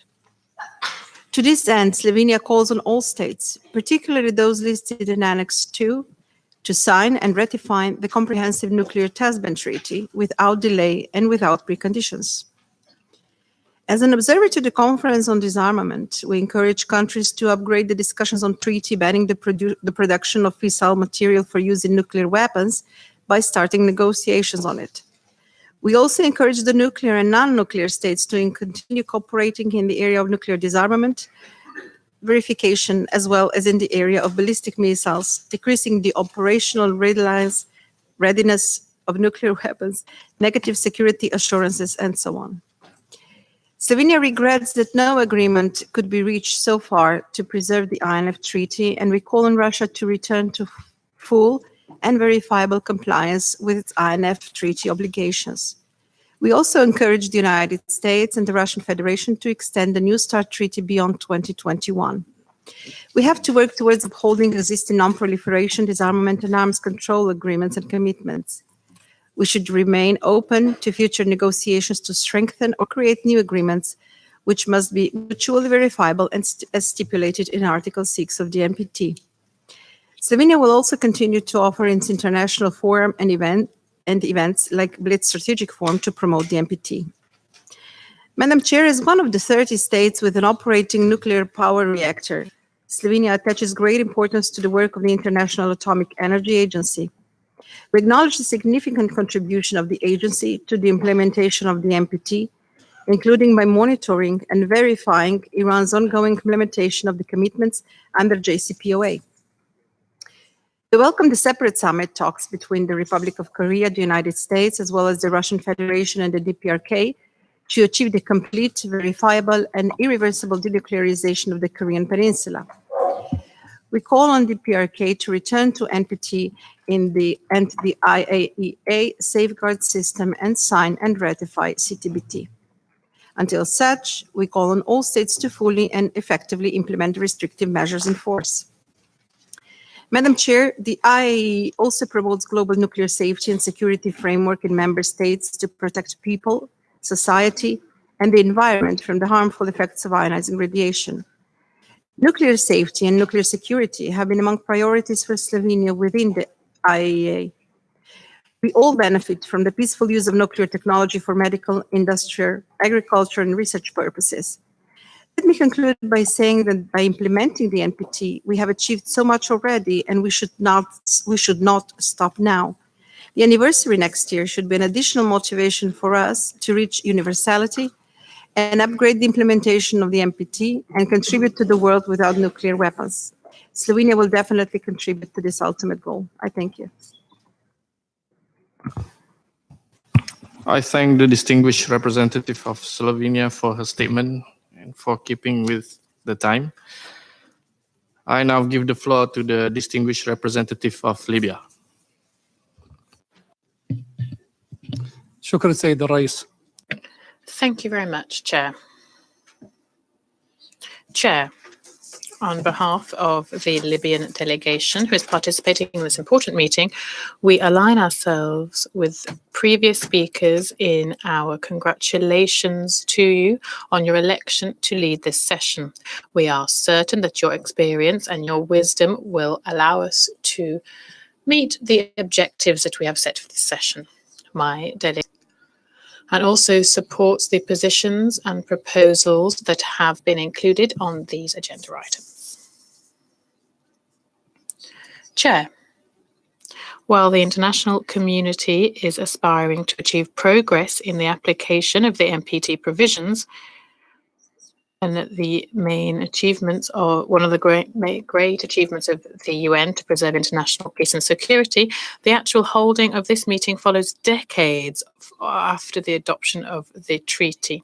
Despite the time it has passed, the concerns remain as regards the risks linked to nuclear weapons, because nuclear weapon states continue to increase their arsenals. Moreover, the objective of disarmament remains distant, and we must content ourselves with focusing on the commitment of non-nuclear states to not acquire these weapons, while nuclear weapon states are not entering into nuclear disarmament. Thus, we cannot achieve the objectives of the treaty, and this remains a dream. Chair, we are becoming more and more aware of the fact that international peace and security are not achievable through the use of nuclear weapons or the threat thereof by some states, but actually it is achievable through nuclear disarmament and the full eradication of these weapons and strengthening cooperation between states. The best guarantee of the non-use of nuclear weapons is to abstain from producing them and developing them, and to rid ourselves of existing stocks. The role of the IAEA should not just be to stop us using for nuclear energy for military purposes and not only peaceful purposes, but it should also bring nuclear weapon states to reduce their nuclear arsenals with a view to eradicating them completely. The credibility of the NPT resides in the application of its objectives to implement the 3 pillars of nuclear disarmament and non-proliferation and the peaceful use of nuclear technology. This is an inalienable right of all states. Thus, we believe that nuclear weapon states and non-states parties must put their nuclear installations up for the general guarantee safeguard system of the IAEA, and nuclear weapon states must also provide security guarantees as assurances as to the use of nuclear weapons or the threat of use of them through an international instrument that would be legally binding. We welcome the IAEA for its technical cooperation program and for the peaceful use of nuclear energy. My delegation highlights the importance of implementing General Assembly decisions on a zone free of nuclear weapons in the Middle East. We hope that the Assembly will exert pressure on states in the region to encourage them to participate in such a meeting and to implement the provisions of the decision so that we can meet the objectives set out therein. It will be a great concern as to the risk of proliferation in the region, because Israel remains the only state in the region to not have acceded to the NPT. We would ask the international community to exert pressure on Israel for it to accede to the NPT and to put its nuclear installations under the IAEA safeguards regime. The world today, in conclusion, needs more efforts to be made to create a favorable environment for building trust between states and to ensure fruitful cooperation for the peaceful use of nuclear energy in a transparent and fair fashion, and to implement the treaty in its spirit and letter for the benefit of humankind. Thank you very much indeed.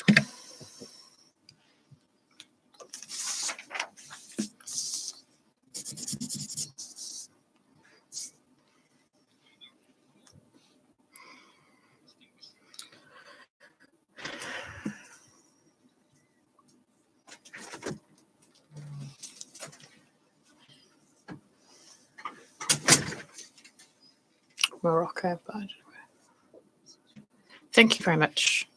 My delegation would first and foremost like to congratulate you on presiding over this third and last PrepCom and assure you of the Moroccan delegation's support on your efforts to ensure the success of the upcoming NPT Review Conference in 2020. The Kingdom of Morocco aligns itself with the statements made on behalf of the Arab group, the non-aligned movement, the African group, and would like to make a few comments in its national capacity.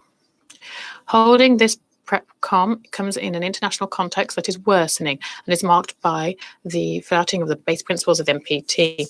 As the Secretary General highlighted last year at the Conference on Disarmament, the dangers of nuclear weapons are far too visible, and the great concern of the world is about a threat of a nuclear war, and this is justified. In the 50th anniversary of the entry into force of the NPT, nuclear arsenals continue to be modernized and expanded and put at the heart of security and military doctrines, which runs counter to the spirit and letter of the NPT. The paralysis of the Conference on Disarmament remains a source of frustration, given its incapacity to agree on a balanced program of work based on consensus, which would allow negotiation for an international instrument on nuclear disarmament and a FMCT, negative assurances, and the prevention of the militarization of outer space.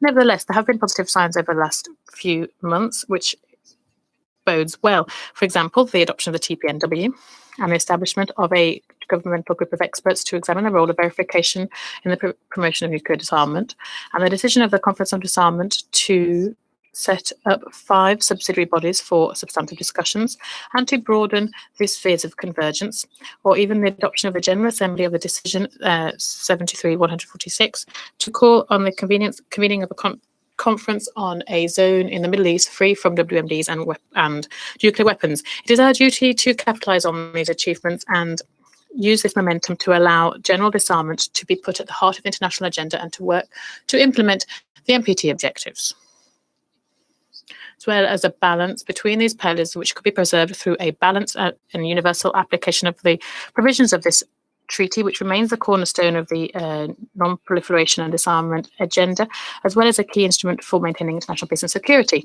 Morocco has always supported initiatives seeking to strengthen the authority of this regime and to promote the universalization of the NPT, which, since its entry into force, has been able to demonstrate its relevance in terms of the fight against nuclear proliferation.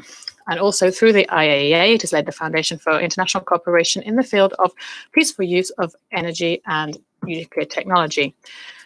The extension of the treaty for allayed some concerns as regards the NPT. However, the failure of the last review conference and the lack of specific progress on nuclear disarmament are also factors which highlight the threat weighing over the non-proliferation regime. Chair, the NPT is a contract that enshrines the rights and obligations of all. The whole credibility of the non-proliferation regime is underpinned by the respect for this balance and the need for all to honour their commitments and respect the obligations stemming from the NPT and the application in a transparent and balanced fashion and irreversible fashion of the conclusions of the 1995 and 2010 review conferences. Unfortunately, the main objectives that were set during these conferences have not yet been achieved, and this means there's more loss of confidence in the relevance of the regime, and this has increased even more following the failure of the 2015 review conference. Also, the CTBT was referred to in the preamble of the NPT has not yet entered into force, even though 20 years have passed since its adoption. The negotiation that was so awaited of a FMCT treaty, which allows us to strengthen the international non-proliferation regime, has not started still. Morocco, however, welcomes the idea of a creation of a nuclear-free zone in Middle East, supported by the aforementioned General Assembly resolution. This is linked to a commitment to eradicate nuclear weapons in the Middle East to create a nuclear weapons-free zone in this region. Thus, the treaty is underpinned by the capacity of member states, particularly depositories, to take specific measures to achieve the creation of such a zone. The 2010 action plan is still relevant and continues to contain the necessary elements to start this process in a spirit of mutual trust and inclusivity. Yeah, the Kingdom of Morocco reiterates its commitment to the inalienable right of states, to the parties to the NPT, to allow for research and the use of nuclear energy and techniques for peaceful purposes, particularly through international cooperation under the oversight of the IAEA, and any attempt to establish conditions stipulated in Article 4 of not in Article 4 would run counter to the IAEA state charter and the letter and spirit of the NPT going to provide all support necessary to the IAEA to ensure that it can provide technical assistance and development vital areas such as education, healthcare, agriculture, water and environment, and address challenges posed by climate change, which can be found in the safe and assured use of nuclear technology. Before I conclude, I'd like to reiterate Morocco's conviction that it stands ready to work with all parties to ensure the universalization of this treaty and create a world that is free of nuclear weapons. Thank you very much. I thank the distinguished representative of Morocco for her statement and kind words addressed to me, and also for keeping with the time. I now give the floor to the distinguished representative of the International Committee of the Red Cross. You have the floor. Thank you, Mr. Chair, Excellencies, ladies and gentlemen. The 2020 Review Conference on the Treaty of the Non-Proliferation of Nuclear Weapons is a critical opportunity at a critical moment. The risk of use of nuclear weapons is increasing. Previous restraints are steadily falling away. We see a shift from a focus on non-use and elimination to making the use of nuclear weapons possible or more likely. In 2020, the states parties to the NPT expressed their deep concern at the catastrophic humanitarian consequences of any use of nuclear weapons and reaffirmed the need for all states to comply with international humanitarian law.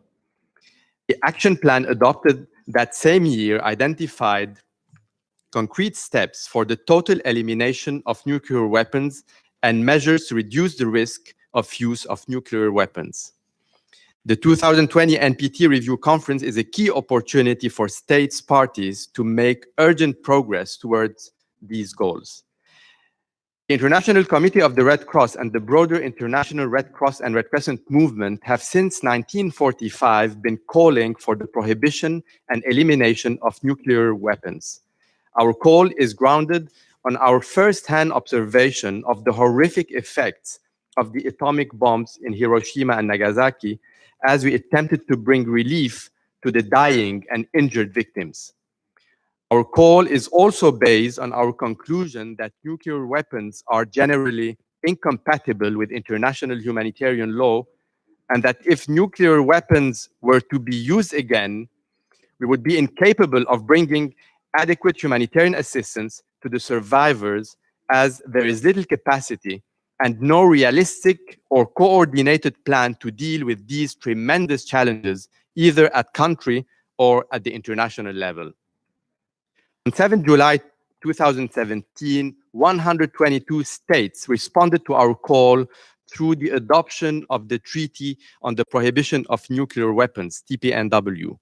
The TPNW's comprehensive prohibition of nuclear weapons creates a further disincentive for proliferation and represents a step towards implementing Article 6 of the NPT. By signing and ratifying the TPNW, states are sending a clear signal that any use, threat of use, or possession of these weapons is unacceptable in humanitarian, moral, and legal terms. Such a signal is needed more than ever in a world in which the risk of use of nuclear weapons is increasing.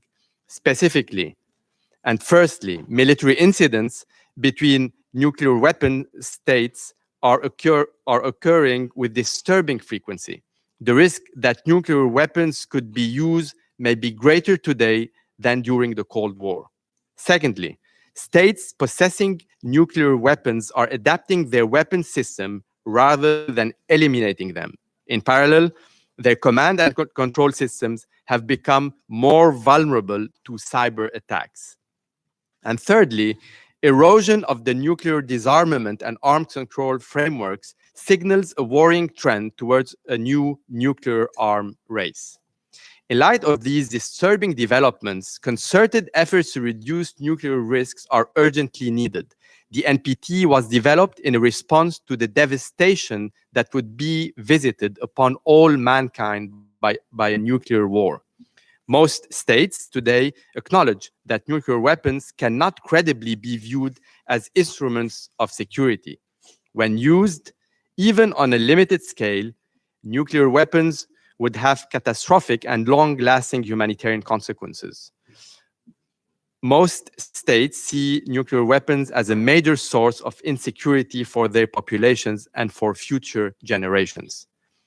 Irrespective of their view of the TPNW, all NPT states parties should reaffirm the humanitarian rationale that motivated the development of the NPT in the first place and urgently implement long-standing risk reduction commitments. In the view of the ICRC, states must, as a matter of urgency, commit unequivocally never to use nuclear weapons first.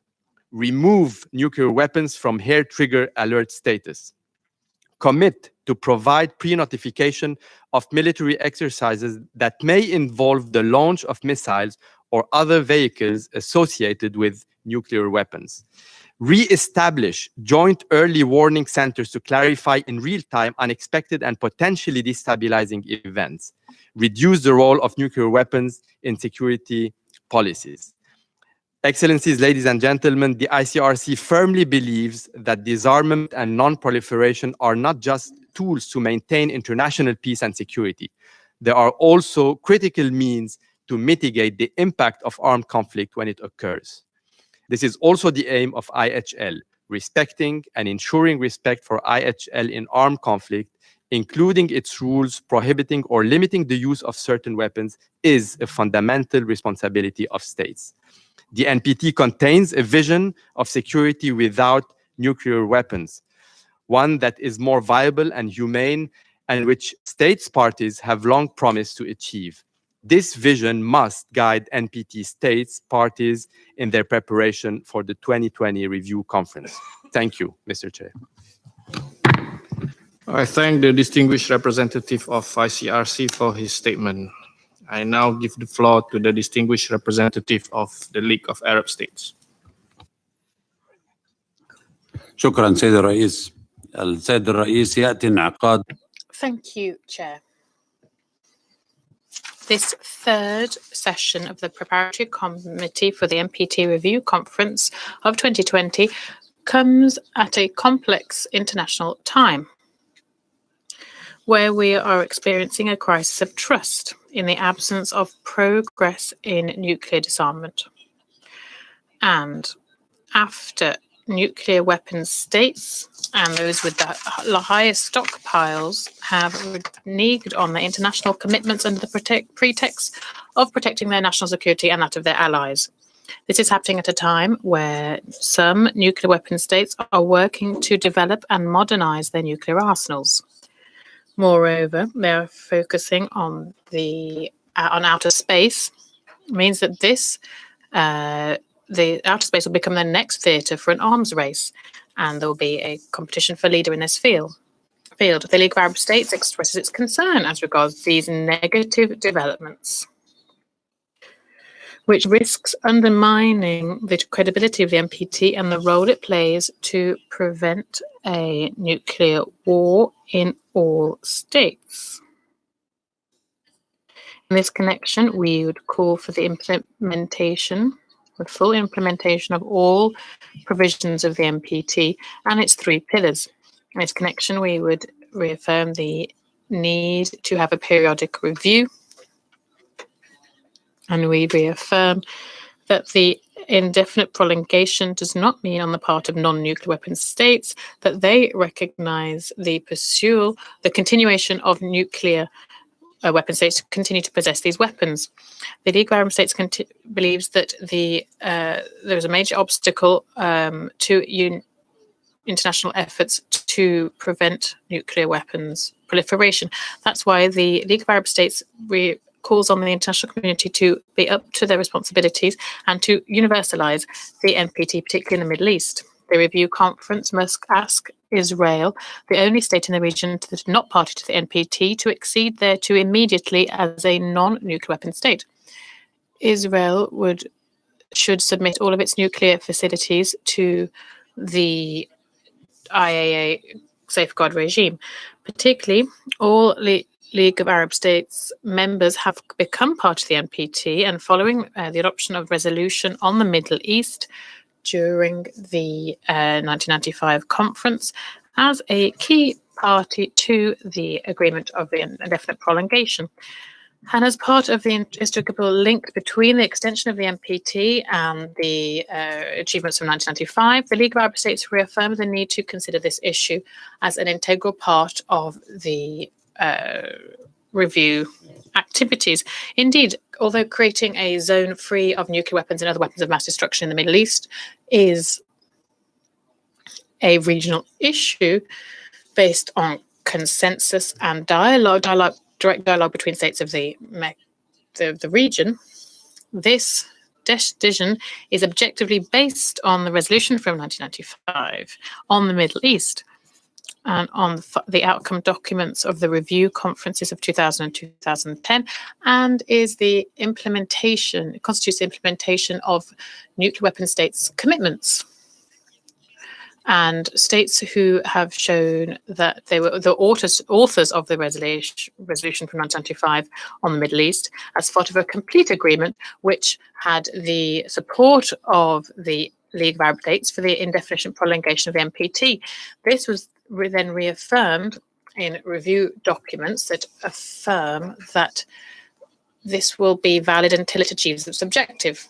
In this connection, and following the failure of the 2015 conference and as we approach the 2020 conference, and given the failures of previous attempts to implement the fourth plan of work of the outcome document of the review conference in 2010, which calls for holding of an international conference before 2012 to start the creation of a zone free from nuclear weapons and weapons of mass destruction in the Middle East.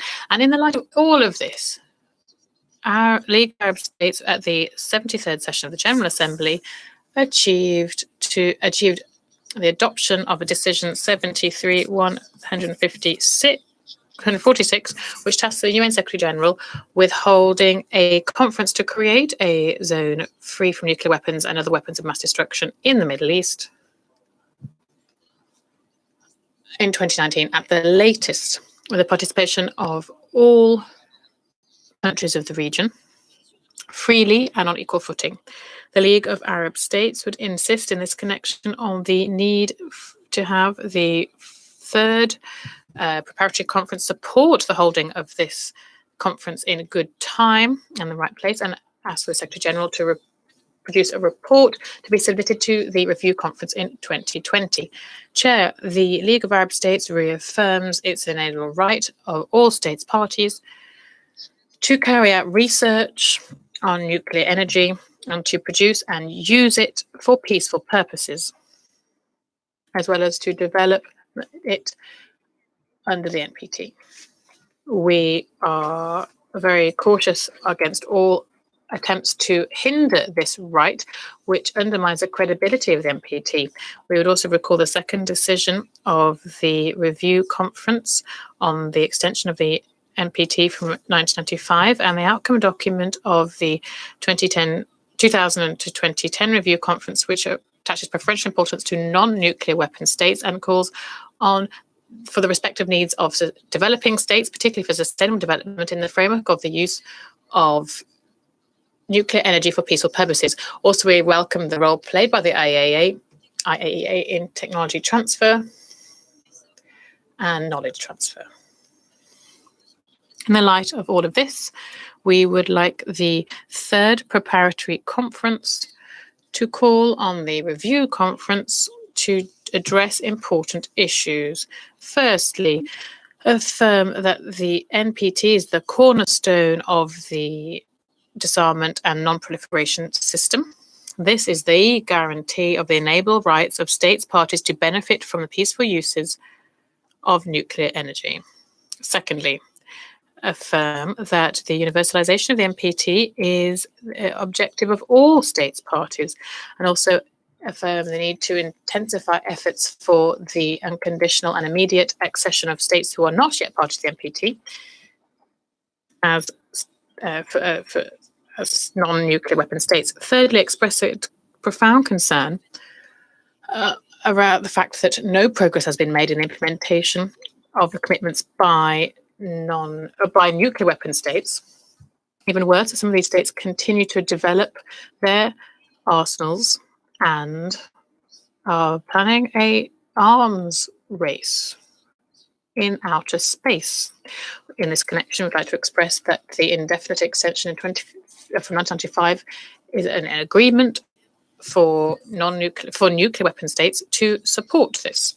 Fourthly, insist on the accession of Israel to the NPT as a nuclear weapon state and submit all of its nuclear facilities to the generalized safeguard system of the IAEA. Fifthly, reaffirm the need to implement the resolutions from 1995 on the Middle East and the relevant parts of the outcome documents from the 2010 review documents, highlighting the essential role of the NPT and of the United Nations to create a zone in the Middle East that is free from nuclear weapons and other weapons of mass destruction, and that the preparatory conference and the review conference of 2020 provides full support for the implementation of Decision 73-146, and that the preparatory committee requests the Secretary General to submit reports or to report to the review conference of 2020 and the next review conference on the developments that have happened in the meantime. Thank you very much. I thank the distinguished representative of the League of Arab States for his statement. Distinguished delegates, we have come to the end of the general debate and will now move directly to our substantive deliberations under Agenda Item 6, starting with Cluster 1. We now move to Agenda Item 6. As announced this morning, the list of speakers for the Cluster 1 is now closed. Subsequent to the closure of the list of speakers, 3 delegations approached the Secretariat to inscribe. If there are no objections, I intend to add them to the list.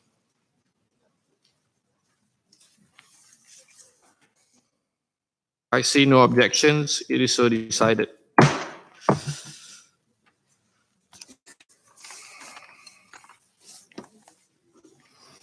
As previously indicated, the Chair asked the Secretariat to maintain a list of speakers for the 3 clusters. As it was the case during the previous sessions of the Preparatory Committee, I would like to propose that our discussions be generally guided by the list of speakers.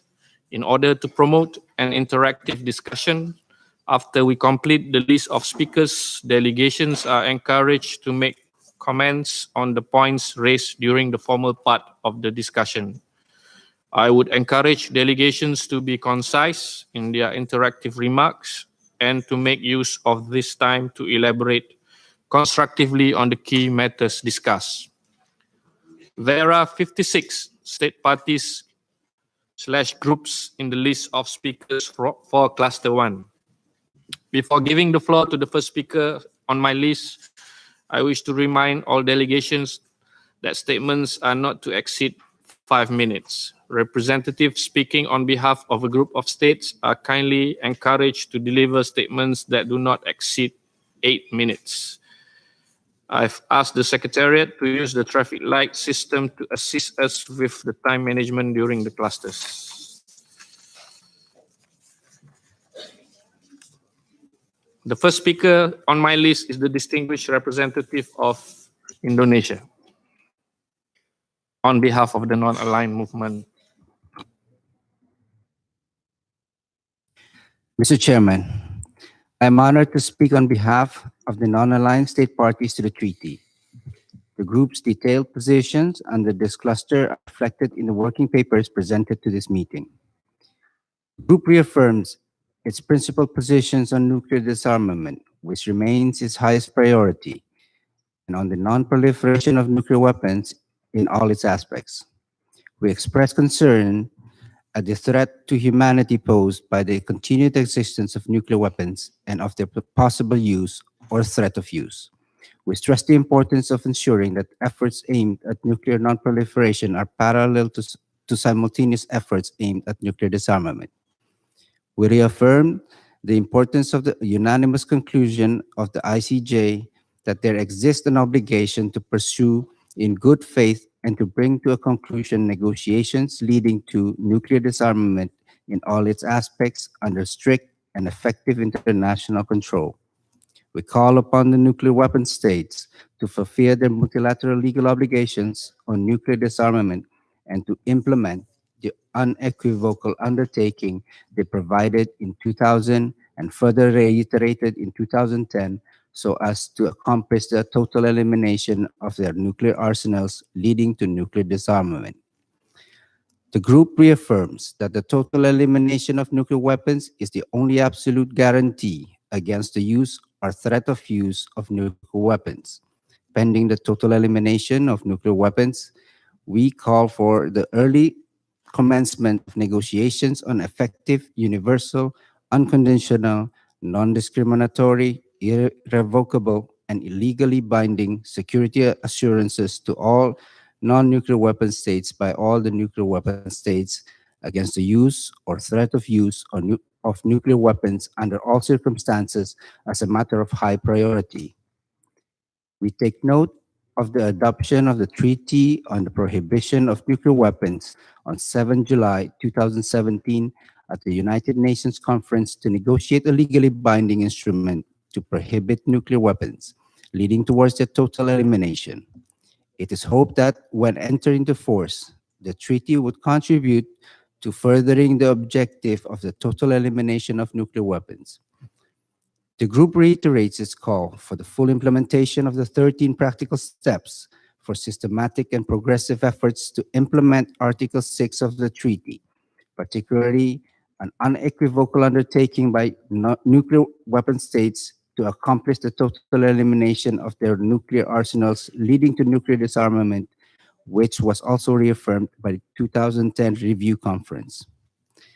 The group also stresses that reductions in deployment and in operational status cannot substitute for irreversible cuts in and the total elimination of nuclear weapons, and accordingly calls on the nuclear weapon states to apply the principles of transparency, irreversibility, and international verifiability to all such cuts.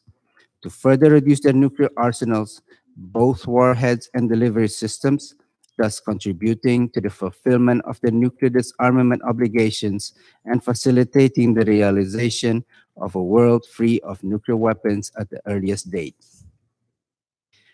Ending the CTBT's entry into force, we strongly call for the immediate and unconditional cessation of all nuclear weapons tests and complete prohibition of nuclear weapons research and development, putting an end to conducting nuclear weapons tests, explosions, or any other nuclear explosions, or nuclear weapon tests in alternative ways, as well as the use of new technologies for upgrading existing nuclear weapon systems. The group note with grave concern the current extensive investment by the nuclear weapon states on modernization of their nuclear forces and developing more effective and newer, including low-yield nuclear warheads, which, by increasing the role of these inhuman weapons in their military doctrines, lowers the threshold for the actual use of nuclear weapons.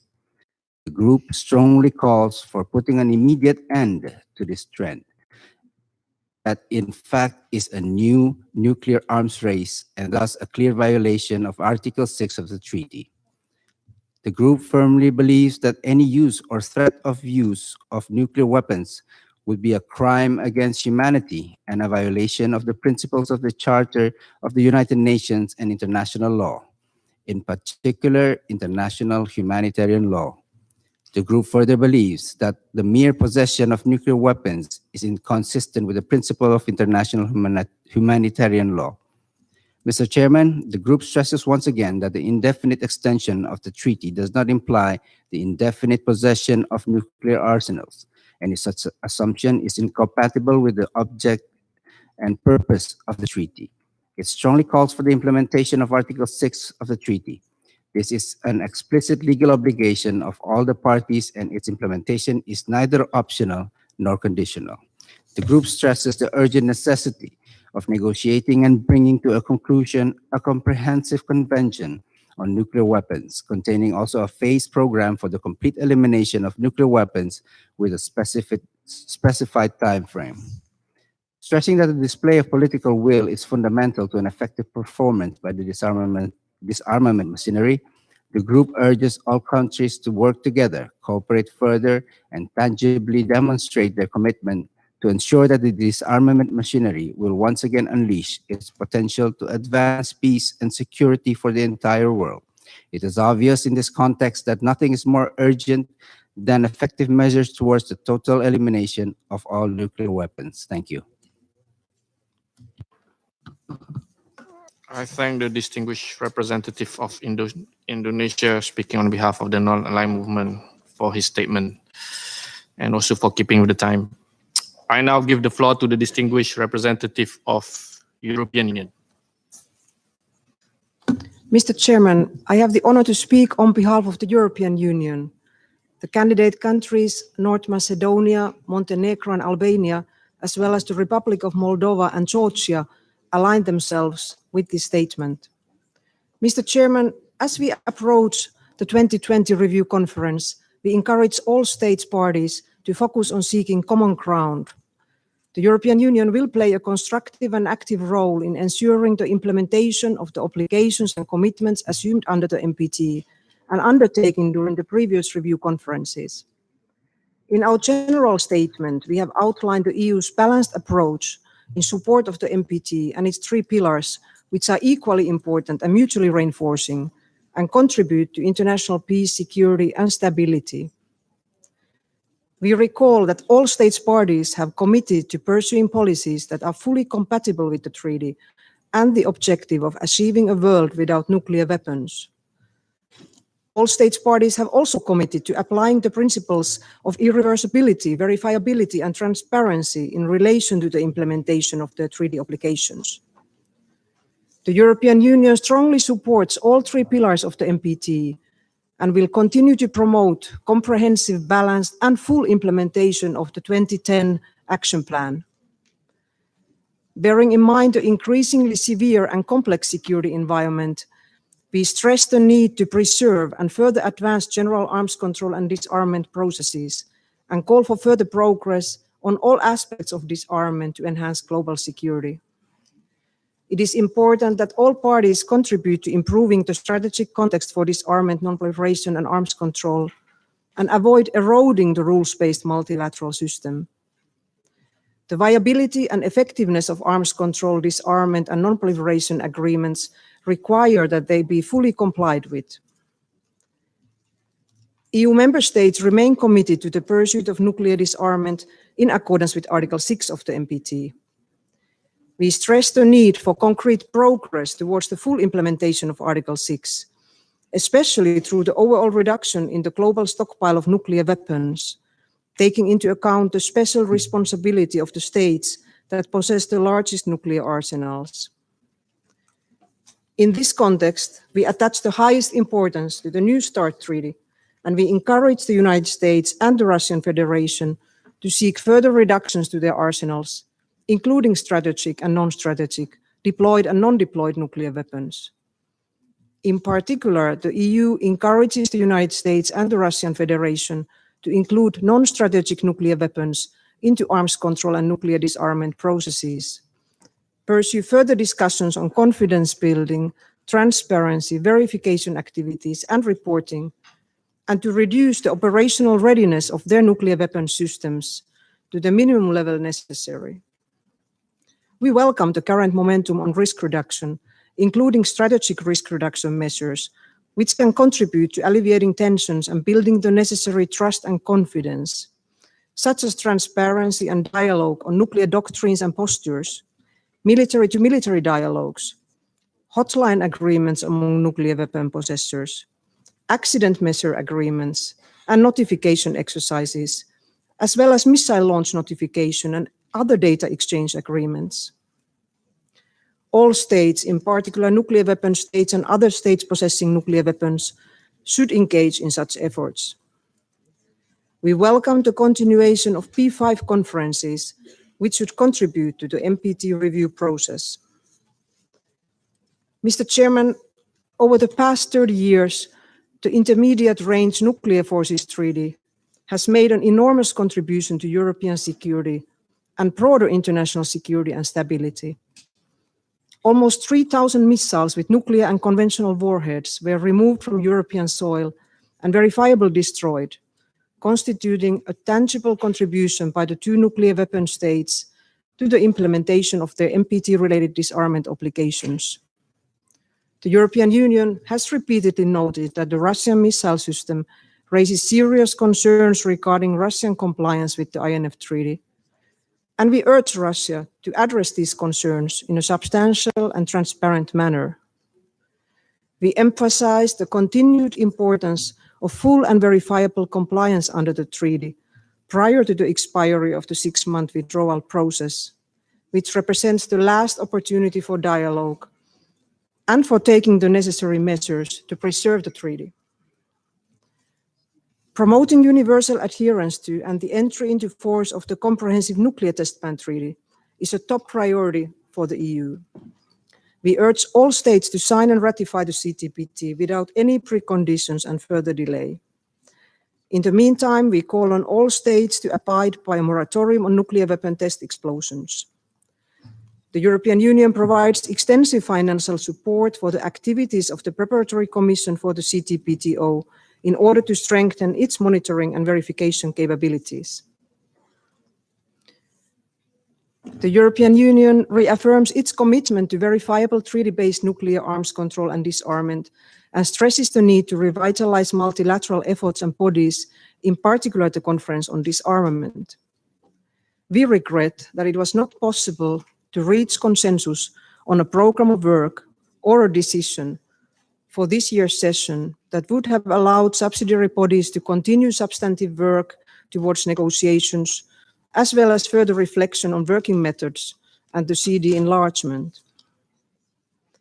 We reiterate that our long-standing priority in the Conference on Disarmament is to immediately commence negotiations of a treaty banning the production of fissile material for nuclear weapons or other explosive devices, and we support starting such negotiations in accordance with the document CD/1299 and the mandate contained therein. In light of these long-standing commitments, Mr. Chairman, the European Union has decided to become a supporter of 4 actions on the UN Secretary-General's agenda for disarmament, including on promoting the entry into force of the CTBT and commencing immediate negotiations in the CD on the FMCT in accordance with the above-mentioned EU position. We call on all states possessing nuclear weapons that have not yet done so to declare and uphold an immediate moratorium on their production of fissile material for nuclear weapons or other nuclear explosive devices. We welcome the action by the 2 European nuclear weapon states which have declared relevant moratoria and dismantled or converted such facilities, and call on others to follow suit. We welcome that consensus was recently found on the report of the group of governmental experts on nuclear disarmament verification, and we support the continuation of work in other relevant fora, such as the International Partnership for Nuclear Disarmament Verification, the Quad Nuclear Verification Partnership, and the UK-Norway Initiative. We welcome the Franco-German nuclear disarmament verification exercise to be held in September this year, and we encourage all nuclear weapon states and other states possessing nuclear weapons to contribute to such activities. With regard to negative security assurances, the 2010 NPT Review Conference stated that the CD should immediately begin discussions with a view to elaborating recommendations on all aspects of the issue without excluding an internationally legally binding instrument. We call on all nuclear weapon states to reaffirm the existing security assurances. We recall that Russia has violated its commitment to refrain from the threat or use of force against the territorial integrity or sovereignty of Ukraine under the Budapest Memorandum of 1994 on security assurances in connection with Ukraine's accession to the NPT as a non-nuclear weapon state. We acknowledge the importance of nuclear weapon-free zones for peace and security in accordance with Article 7 of the treaty. Such zones should be established on the basis of arrangements freely arrived at among the states of the region concerned. The EU encourages nuclear weapon states to sign and ratify the relevant protocols of the treaties establishing nuclear weapon-free zones. And we also call on those states in existing nuclear weapon-free zones that have not yet done so to sign and ratify the relevant nuclear weapon-free zone treaties. Finally, Mr. Chairman, we support disarmament and non-proliferation education, to which the EU Non-Proliferation Consortium, the European network of independent think tanks, is contributing with various activities. We encourage further involvement of academia and civil society, and we emphasize that active and equal partnership and leadership of women will be crucial in achieving further progress on nuclear disarmament. I thank you, Mr. Chairman. I thank the distinguished representative of the EU for her statement and for keeping the time. I now give the floor to the distinguished representative of Japan, speaking on behalf of a group of states. Thank you, Mr. Chairman. On behalf of the 53 countries, Argentina, Australia, Austria, Bangladesh, Belgium, Bulgaria, Canada, Chile, Colombia, Costa Rica, Croatia, Cyprus, Ecuador, Estonia, Finland, Georgia, Germany, Guatemala, Hungary, Ireland, Italy, Kazakhstan, Kyrgyzstan, Latvia, Lithuania, Luxembourg, Malaysia, Mexico, Mongolia, the Netherlands, New Zealand, North Macedonia, Norway, Palau, Peru, Poland, Portugal, Republic of Korea, Romania, Samina, North Ireland, Uruguay, and my own country, Japan. I would like to deliver a joint statement on practical measures for promoting disarmament and non-proliferation education. Mr. Chairman, the NPT is regarded as the cornerstone of the global nuclear non-proliferation regime and an essential foundation for the pursuit of disarmament. All states parties therefore shoulder the responsibility to sustain, implement, and strengthen the NPT regime, thus advancing global efforts for a world without nuclear weapons. Education imparts skills and critical thinking to individuals to empower them to make their own contribution to concrete disarmament and non-proliferation measures. In the current severe international environment, we strongly believe education is all the more important and plays a key role in strengthening all aspects of the treaty through raising awareness on disarmament and non-proliferation issues, while also fostering a global culture of peace and security. Mr. Chairman, the value of disarmament and non-proliferation education has already been recognized by the vast majority of the international community. In the final document of the 2010 NPT Review Conference, education was underscored as a useful and effective means to advance the goals of the treaty in support of achieving a world without nuclear weapons. In addition, Action 22 of the 2010 NPT Action Plan encouraged all state parties to implement the 34 recommendations contained in the 2002 report of the Secretary General entitled United Nations Study on Disarmament and Non-Proliferation Education, S/57/124. The same point is reaffirmed in the biennial UN General Assembly resolutions on the United Nations Study and in the United Nations Information Program, co-sponsored by a large number of delegations. We call on all state parties to renew their commitment to implement these recommendations. Furthermore, Securing Our Common Future, an agenda for disarmament published in 2018 by UN Secretary General Antonio Guterres, also contains useful and important elements for promoting nuclear disarmament and non-proliferation education. Mr. Chairman, among those elements, the following three measures are most relevant, and state parties are invited to take them into account in developing their education programs. First, in accordance with the call for strengthening partnerships for disarmament contained in the 2018 UNSC's disarmament agenda, disarmament and non-proliferation education should be undertaken in a collaborative way with all relevant stakeholders. It should also take place in all states and regions. We emphasize the necessity of the promotion of further cooperation and collaboration among a diverse range of actors, such as governments, international and regional organizations, civil society, academia, educators, school and university students, and the private sector, in order to learn from each another, create synergies, and maximize educational initiatives.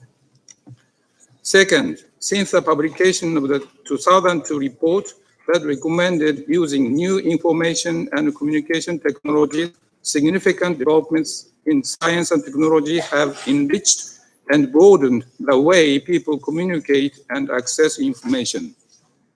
This makes it even more relevant today to use new technologies and communication channels as educational tools. We therefore encourage member states to further use the communicative and interactive functions of the internet and social media to provide relevant material on nuclear disarmament and non-proliferation to people worldwide, including teachers and students. Third, as achieving a world without nuclear weapons requires enduring efforts, educating and empowering people with special attention to diversity, including gender perspectives, is vital. It is essential for us to raise awareness among the public, especially the young generations, of the catastrophic humanitarian consequences of the use of nuclear weapons, the threat of diverse risks posed by the proliferation of nuclear weapons, as well as steps required to overcome these challenges. In this respect, more education and training opportunities should be provided for youth to enable them to actively engage in disarmament and non-proliferation issues. We welcome the commitment of the UN Office of Disarmament Affairs to establish a youth engagement platform as a contribution to the Secretary General's disarmament agenda.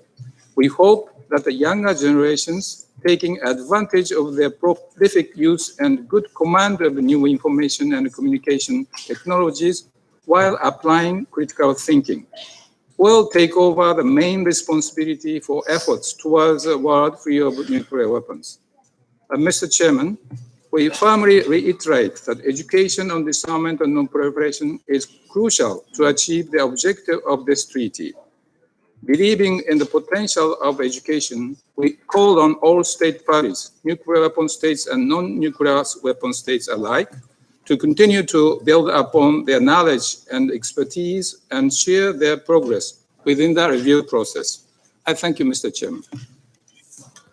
I thank the distinguished representative of Japan for his statement and for keeping with the time.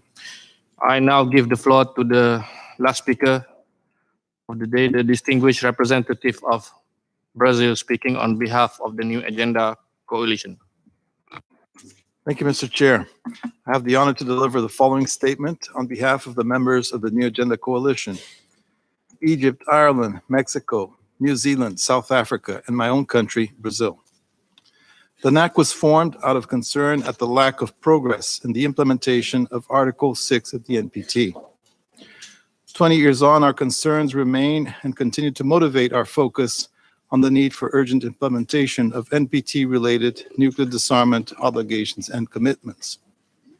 In this regard, we recall the firm plea made by Nelson Mandela at the launch of the NAC in favor of the total elimination of nuclear weapons, which was reaffirmed in the political declaration declaring a decade of peace adopted by the Nelson Mandela Peace Summit on 24 September 2018. This focus is evident in the NAC's existing contributions to the current NPT review cycle, including working papers 9 and 13, submitted to the first preparatory committee in 2017, and working paper 13 submitted to the second PrepCom in 2018. In those papers, the NAC reflected on the state of implementation by nuclear weapon states of their nuclear disarmament obligations and commitments, and the need to fully implement all measures listed. Stated the importance of evaluating compliance with existing obligations and developing new measures, and compiled all nuclear disarmament obligations and commitments already agreed to in the outcomes of previous review conferences, with a view to providing perspective on the existing NPT acquis on nuclear disarmament. The NAC wishes to reconfirm the ongoing relevance of those contributions and will continue to work for their implementation and reflection in the outcome of the review conference. In our approach to this PrepCom meeting, therefore, we have focused our working paper, NPT Conference 2020 PrepCom 3, Working Paper 35, on recommendations to be made to the review conference. Mr. Chair, 1 year ahead of celebrating the 50th anniversary of the NPT, the states parties are confronted with deeply troubling signs that nuclear disarmament commitments may no longer be valued. Core agreements of recent past are being set aside, and the outlook for the immediate future is uncertain, particularly as there are no new bilateral negotiations on nuclear weapons reductions underway, including to extend New START. At the same time, national determination to expand, modernize, and qualitatively improve nuclear arsenals and maintain or increase the role of nuclear weapons in security doctrines undermines the credibility of the NPT regime and introduces the threat of a new nuclear arms race. These challenges and reactions to them highlight the differing views within the NPT community. To confront these challenges and overcome differences, the NAC is proposing specific action-oriented recommendations to be made to the review conference, which include, and I will list them. As a starting point, to reiterate the continuing validity of all commitments and undertakings entered into at the 95, 2000, and 2010 review conferences. Reiterate the nuclear disarmament principles of irreversibility, verifiability, and transparency, and call for their adequate application, including through the development of technical approaches, supplemented by appropriate legally binding measures in the context of the implementation by nuclear weapon states of agreements concerning nuclear weapon reductions. Explore options for strengthening accountability through enhanced transparency and measurability of the implementation of nuclear disarmament obligations and commitments. Invite, in this regard, nuclear weapon states to voluntarily present, jointly or individually, implementation plans for the commitments and undertakings agreed to from high alert status, and to put in place, as a matter of urgency, appropriate legal and procedural safeguards aimed at reducing the risk of a nuclear detonation. Reiterate the urgent need to fully implement the 1995 resolution on the Middle East for the establishment of a Middle East zone free of nuclear weapons and all other weapons of mass destruction, and urge all states, particularly the nuclear weapon states, to actively support this goal and relevant efforts to meet it. And to acknowledge the decision of the General Assembly 73/546 that entrusts the Secretary General to convene a conference to elaborate a treaty on the establishment of a Middle East zone free of nuclear weapons and all other weapons of mass destruction on the basis of arrangements freely arrived at by the states of the region. Reaffirm that a nuclear war cannot be won and must never be fought, and recommend that all nuclear weapon states and those that rely on nuclear weapons in their security postures take measures to diminish the role of nuclear weapons in their military doctrines and report on progress towards this end. Reiterate the deep concern at the catastrophic humanitarian consequences of any use of nuclear weapons, and reaffirm the need for all states at all times to comply with applicable international law, including international humanitarian law.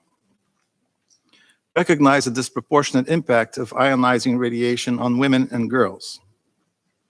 Acknowledge that a vast majority of states parties adopted the Treaty on the Prohibition of Nuclear Weapons as an effective measure of nuclear disarmament, contributing to the implementation of Article 6. And note the treaty's full compatibility and consistency with the provisions of the NPT.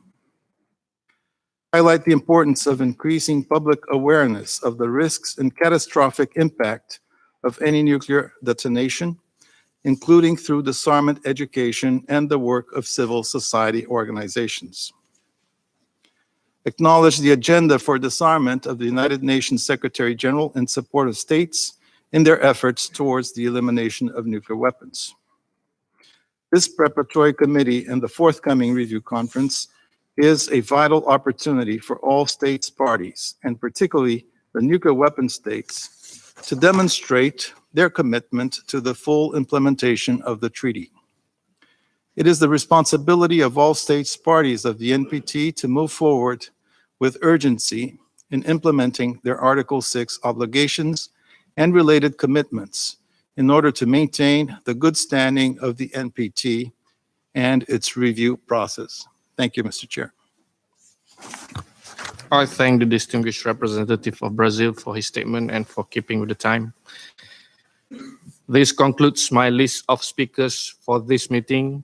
We will continue with our Cluster 1 discussion at the next plenary meeting tomorrow at 10 a.m. I now give the floor to the Secretariat to make an announcement. Thank you very much, Mr. Chair. The United Kingdom and BASIC are holding a side event titled Foregrounding Nuclear Responsibilities for Nuclear Risk Reduction and Disarmament. The event will take place tomorrow morning at 8 a.m. in conference room 11. Thank you. I thank the Secretariat for the announcements. Before adjourning, I remind delegations that the list of speakers for Cluster 2 is open. I invite delegations to inscribe themselves through the e-delegate portal, and I intend to close this list of speakers tomorrow at noon. May I also remind non-governmental organizations that in accordance with the decision adopted on Monday, a table is available by the left-hand entrance of the chamber for distribution of materials from NGOs. I would also like to thank the interpreters for their flexibility. Thank you. This meeting stands adjourned.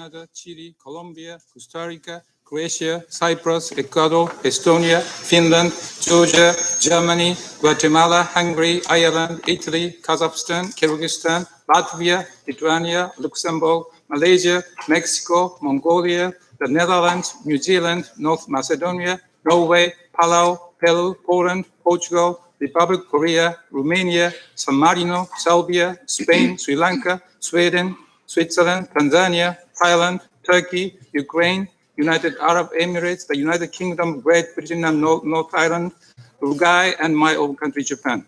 I would like to deliver a joint statement on practical measures for promoting disarmament and non-proliferation education. Canada, Chile, Colombia, Costa Rica, Croatia, Cyprus, Ecuador, Estonia, Finland, Georgia, Germany, Guatemala, Hungary, Ireland, Italy, Kazakhstan, Kyrgyzstan, Latvia, Lithuania, Luxembourg, Malaysia, Mexico, Mongolia, the Netherlands, New Zealand, North Macedonia, Norway, Palau, Peru, Poland, Portugal, Republic of Korea, Romania, San Marino, Serbia, Spain, Sri Lanka, Sweden, Switzerland, Tanzania, Thailand, Turkey, Ukraine, United Arab Emirates, the United Kingdom, Great Britain and North Ireland, Uruguay, and my own country, Japan. I would like to deliver a joint statement on practical measures for promoting disarmament and non-proliferation education. Mr. Chairman, the NPT is regarded as the cornerstone of the global nuclear non-proliferation regime and an essential foundation for the pursuit of disarmament. All states parties therefore shoulder the responsibility to sustain, implement, and strengthen the NPT regime, thus advancing Switzerland, Tanzania, Thailand, Turkey, Ukraine, United Arab Emirates, the United Kingdom, Great Britain and North Ireland, Uruguay, and my own country, Japan. I would like to deliver a joint statement on practical measures for promoting disarmament and non-proliferation education. Mr. Chairman, the NPT is regarded as the cornerstone of the global nuclear non-proliferation regime and an essential foundation